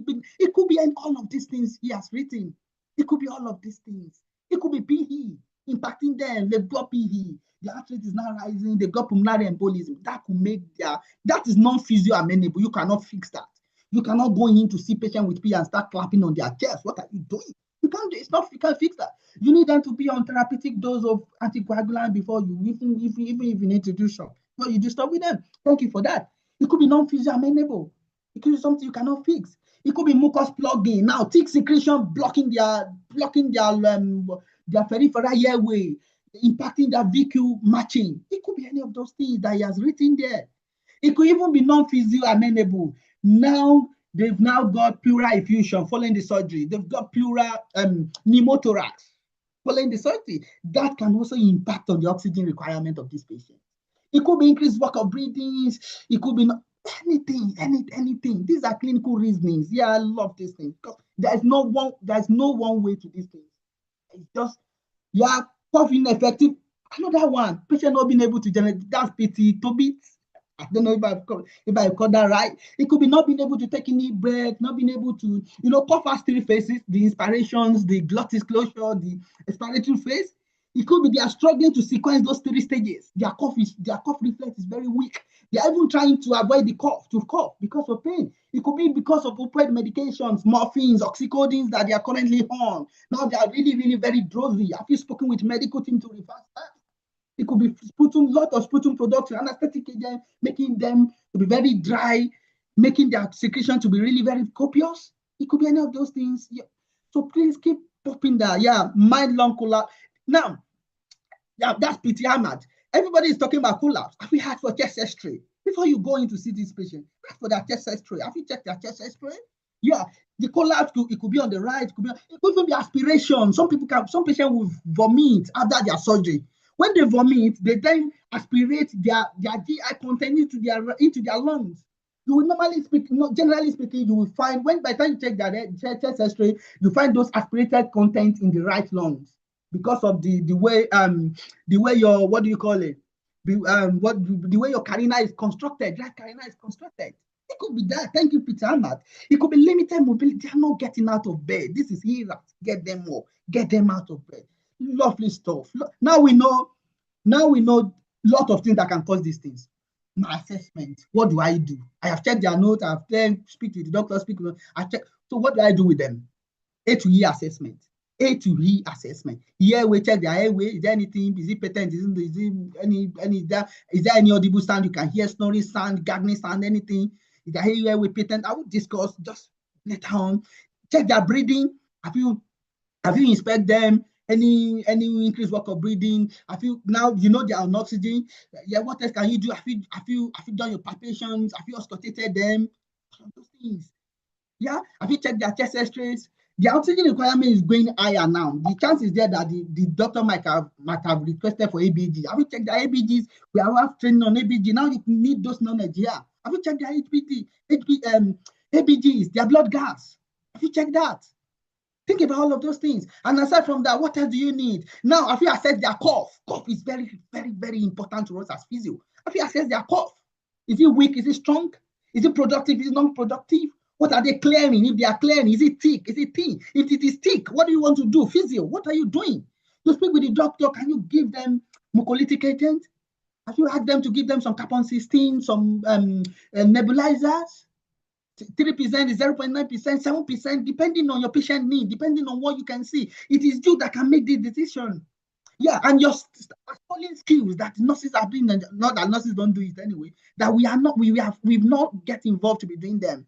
Like suctioning, have you tried that? If you need to yanker them, have you done it? And if it's now you don't have competency to do that, or your hospital is not now, have you spoken to the nurse to try that while you are there? All of these things, have you done all of this? Their circulations, their C, A to E, their C, have you checked their circulation, their blood pressure, heart rate, all of those things? Have you checked them? Their level of consciousness, their level of consciousness, have you assessed that? Have you assessed? Have you checked their fluids, their urine output, all of those things? Have you checked that? Then the he is anything else you can see, anything, the attachment you can see around, or anything they are positioning. Have you reposition them more pride? Because you know what, you can relate that if somebody is standing up, good lung volume, good tidal volume, good functional respiratory capacity. If you sit up, that is lesser, but it's still good compared to standing. If you are lying, sitting is better than lying. If that makes sense to somebody. So I feel get them, so they are supine in bed. I feel get them to sit upright in bed. Position them, they are slump in bed. I feel get them upright in bed. Because when you get them upright in bed, now that will help with their pain. And then some patients may struggle because of pain. How do you support them? How do you use pillow to support them in bed? Have you asked them to do some huffing if they cannot cough? All of those things. Think about all of these things. These are your treatment. And again, if you're able, and again, remember when I was teaching oxygen, anything going to greater than 35 is now becoming high oxygen requirements, something like that. But for 40, like for senior physios, you can still get them out of bed, monitor them. Now you can find patients on ventilating mat. These are dry oxygen. Go back to our discussion on oxygen. You can get them swap. You can swap that dry oxygen. Now that their secretion is dry, they are dry. Do you still want to keep them on dry oxygen? What are you doing? Swap the oxygen, get them on humidified oxygen, and get them out of bed if you can do. But for junior physio, 40%, liaise with your senior, see what you can do to get them out. If they are able, if they are not able, maybe they are weak, they have low physiological reserve at the moment, they are tired or something. What do you want to do? Support them in bed. Do they need positive pressure? Do they need cough assist? Do they need this thing? Depending on what you can see, it is your assessment that will dictate your treatment. If that makes sense to somebody. Physio is really very interesting, honestly. Second patient, and we end the class for today. Let's quickly look into this. You've got a 35-year-old man, post-op, day 2 post-op, laparectomy, anterior recessions, emergency admission yesterday with increased abdominal pain. They've had altered bowel movement. Their past medical issues, COPD, diabetes mellitus. They live with wife, recently retired, independent ADLs. They smoke cigarette a lot, 25 per day. Handover from nurses and nursing staff and nurses and medical team is acute desaturation this morning. PT has been coughing and wet standing, not out of bed yet, and they are on 4 liters nasal cannula. Respiratory rate is 12. Their chest X-ray, you got their chest X-ray, right basal collapse, ABG not down. They are on metramino on 3 mils. Is this patient adequately saturated? Because of time, the answer is, what is it? The oxygen, because of time, this patient is not adequately saturated at the moment. How do I know? They've not done ABG. I can actually check with the medical team what is their target SAT. For me to decide patient that I need to know their target SAT. And for the other question, to know their target SAT, you know what you are aiming at for their SpO2, if that makes sense. So what is their target SAT? You need to know those things. So just because of time. So list the physio problem. What are the physio problem here? Patient has not been out of bed, and they have increased oxygen requirement. What is it? Of course, maybe concern with sputum retention, sometimes concern with athletics. These are physio stuff you can do. You can do with your patient. You can do. Generally speaking, let me just say this: for anything respiratory, there are 3 or 4 things you can do with physio inclined. Sputum retention, you can do stuff with them. Respiratory failure, you can do stuff with them. Increased work of breathing, you can do stuff with them. Loss of lung volume, atelectasis, you can do stuff with your patient, if that makes sense. So use that knowledge to see what you can do here. Patient is coughing and wet standing. Wet standing means, now there is secretion, they are wet standing, but are they able to clear? We don't know. I can say part of their problem list is sputum retention, if that makes sense. So why is this patient at risk of respiratory compromise? They are at risk because of their risk factor. You can see here, COPD background, they smoke cigarettes, they have open surgeries, they've not been out of bed, they are coughing, they are not clearing. These are at risk. These are stuff that put patients at risk.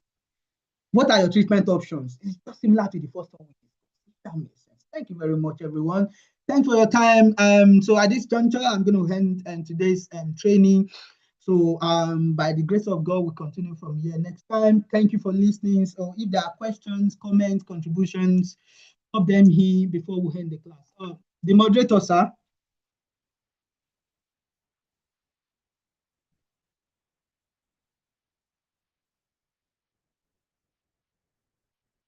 Hello, sir. Dr. Idris? Yeah, don't think he's still here.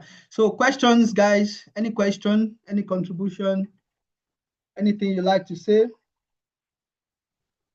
I have a question, sir. All right, sir, go ahead. Please, Adeyemi. Please, Adeyemi. Oh, all right, Yeah. sir. So when we were talking about the syringe pump, Hmm. it said patient can be on inotropes, maybe that used to augment the fall in blood pressure.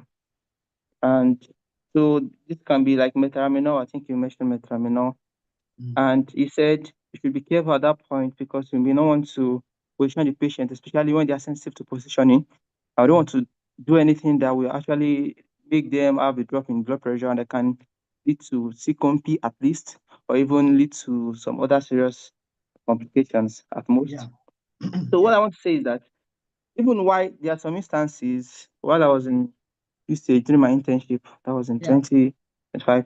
So we used to have patients on ionotropes, even epinephrine, which I know they don't work the same way because I think epinephrine works majorly on the heart is an BOA beta agonist, B1 agonist, and it makes the heart pump. So sometimes when you said that we should not, we can ask whether they are sensitive to positioning, and we know that even positioning during the early stages of hospitalization, especially in acute care setting, is very, very important. Yeah.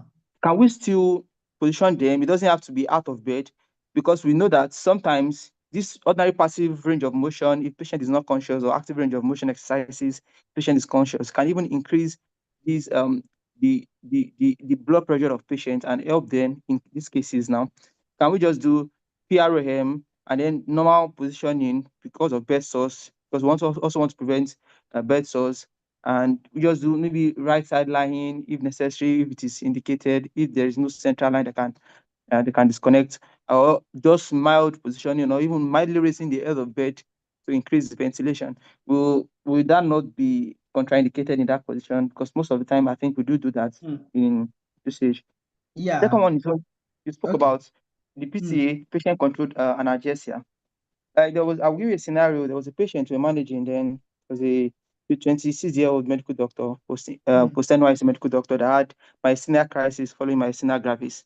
And because she's a medical doctor, she sometimes something happened that the patient will be requesting for this opioid, this high-end analgesic medication, and it's led to the setback of physiotherapy treatment, and also almost led to the death of the patient because it got to a point we used to do physiotherapy for like 4 times a day, and the patient, if it's not our head of cardiothoracic physiotherapy, Dr. Ayogunse, she'll be rejected physiotherapy because she's drowsy, she's not even very conscious, and they are still giving her against medical advice though, because those they are there, they were maybe because they thought they were like parents to her, so sometimes they will sneak in and give her all these kind of drugs. And sometimes she has the tools also. She's a medical doctor. She knows how to. And then so for like four days, we were not able to do physiotherapy. Patient was already ambulating, even with the oxygen and mechanical ventilation. Started to not ambulate again. Could not even breathe properly. The FiO2 is increasing. So with this not lead to this PCA now can lead to what they call this, when patients get addiction that can subsequently lead to deterioration of the patient and improve and or even complicate the already existing condition of the patient. So do you think that at least will affect our own treatment as physiotherapists, and how well can we try to maybe advise patients, or even a general care setting, multidisciplinary setting, that should this be encouraged personally? And we find this in patient care. What do we do as therapists? How can we make sure that they don't overdose and they use it as they are meant to use it? Thank you very much, sir. All right, thank you very much, Peter Adeyemi. I really enjoy your questions, honestly speaking. So I will start from the second question. Generally speaking, for PCA, they normally have lockout time. Lockout time is, for instance, if I press palm for the first time, if I keep pressing like every second, it's not going to work. It might be maybe after 5 minutes, 7 minutes, or 10 minutes, that's when it's going to work again. So there is normally the medical team or the nursing staff, they will set a lock time because they are also aware that patient can be overdosing on. And if they are overdosing on those medications, before you know, they will enter into respiratory distress, They will start feeling drowsy, retain more CO2, and CO2 will kill them. They will die. So, like, generally speaking, there is a lock time. Now, so there are two ways to these things.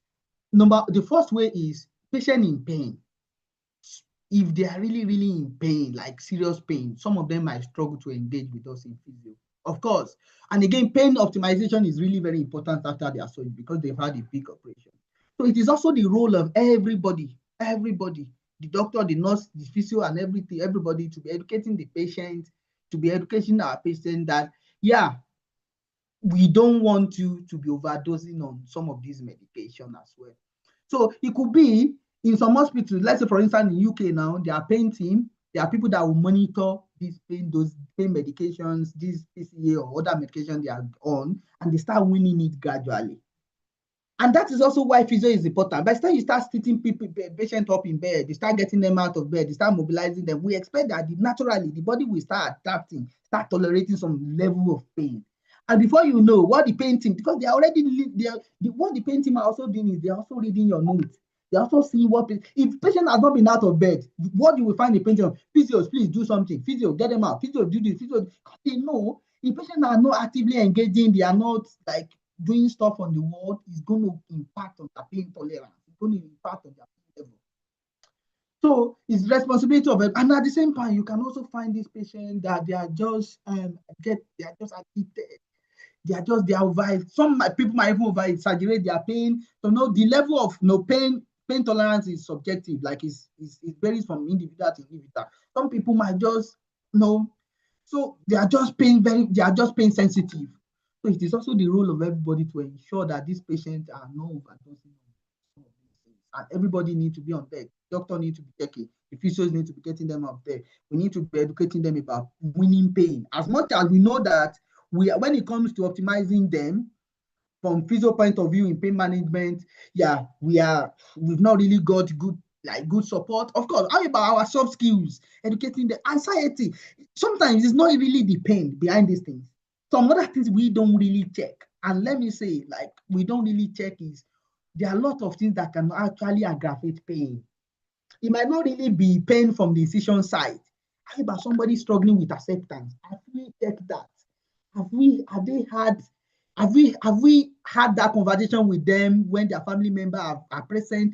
Are their family members present to support them? Have we referred them to psychologists that can come on the ward to speak with them? So people might be struggling with now they cannot open their bowel again. They need to be, the content needs to be coming out through the stomach. People can struggle. It could be acceptance. It could be background. Maybe somebody have got bipolar syndrome, they've got anxiety disorder or something. Now they have big surgery, big operation. Those things will make the pain. We intensify the pain for them. We need to be checking their background. We need to be checking some other factors that are also impacting on their pain. Sometimes it might not really be pain from decisions. I have met a lot of patients with bipolar disorder, anxiety, mental health conditions that sometimes I need to I do my stuff. I speak to them, speak with the family members.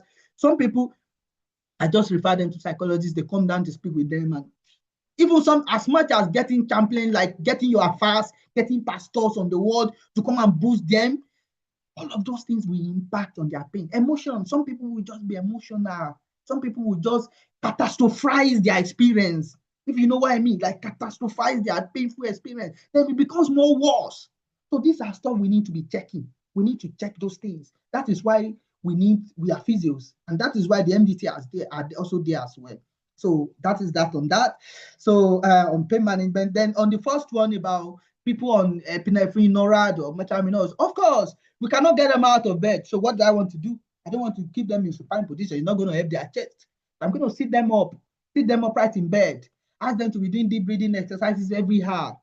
1 hour, give them towel to be supporting, to be bracing their chest, asking them to be doing deep breathing, asking the nursing staff to encourage them, asking the family member to encourage them. Then I would now start thinking about how I can work out getting them out of bed. Because I know getting them up is the most important thing that I'm going to be doing. Even ahead of the patient is actively participating, they're actively participating, they've stepped them back to the ward, of course, I might not necessarily need to be doing PM. What PM? Just ask them, move your leg, move your this thing. But the major thing is getting them up. The greatest exercise you can do to patients in acute hospital, get them to stand, get them to mobilize, and start formulating their discharge. So that's it. So for that pain, this thing, sorry, I'm going back to it again. We need to check a lot of, even at our outpatient level, we need to be checking beyond back pain and neck pain. We need to check some other factors. There are some other factors that could actually make the pain of like pain experience, pain perception to be worse than normal, if that makes sense. Did that answer your question, sir? Hello, sir. Peter, do you hear me? Yes, sir. Yes, sir. Thank you very much, sir. Thank you very much. Yeah, somebody have written what outcome measures will you recommend? Of course, outcome measures, it does not have to be paper, it does not have to be this thing. Your FiO2, your SpO2, the outcome measures. When you document, yeah, oh, today they do 10 meters, tomorrow they do 10, those are outcome. You are checking those things. I don't necessarily have to be paper, a lot I can do. Your oxygen, this thing you are checking, your heart rate you are documenting your node, you're like that also. Might not necessarily have to be paper, this big something or something. They are not necessarily that. So that's acute hospital for you. So pain catastrophizing, thank you, Peter. Are they gonna pain catastrophizing scale might be used? Yeah, pain, yeah. You can use your numeric rating scales, whatever thing you are using to rate their pain is also outcome. Is there actually a protocol to wean off patient from pain medication? Yeah, that was part of what I was saying the other time, that in acute hospital, we need to be aware of pain management. What the medical team, like, is there any like ladder that we need to be climbing patient on? And if we need to get them down, like, is there any ladder for it? We need to know. These are things we need to locally. If there is not, there are some hospitals that do not even have any. So what do we want to do? They can bring up those conversations. Mostly, we need them. We need everybody to be working together. It's just for the betterment of our patient. If we've not gotten that, these are things we need to be looking forward to get so that we can be aware of it. Patient, it can even be you. This patient is sleeping too much after surgery. They're sleeping too much. You know, it's not good for them. They can enter into respiratory depressions and they will die, into coma and they will die. So we need to be made like it could be us leading in those discussions, and like that is it. It's just for the betterment of our patient. All right. Any other question before we end the meeting? Other question, contributions? Any other questions? Any other questions? So in the absence of, okay, I think let me read this. Sorry. Okay. So thank you very much, everyone. Thank you for joining. So we'll catch up in our, yeah, please the slide. I'm going to send the slide. So we're going to catch up in our next training session. Thank you for your time and thank you for being here today. All right, see you next time, guys.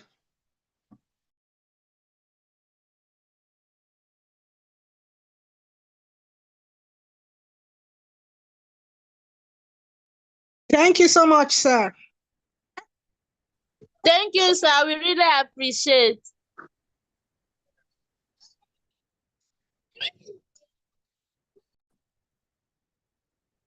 Okay, asking for me. Thank you so much. Welcome. Thank you so much, sir.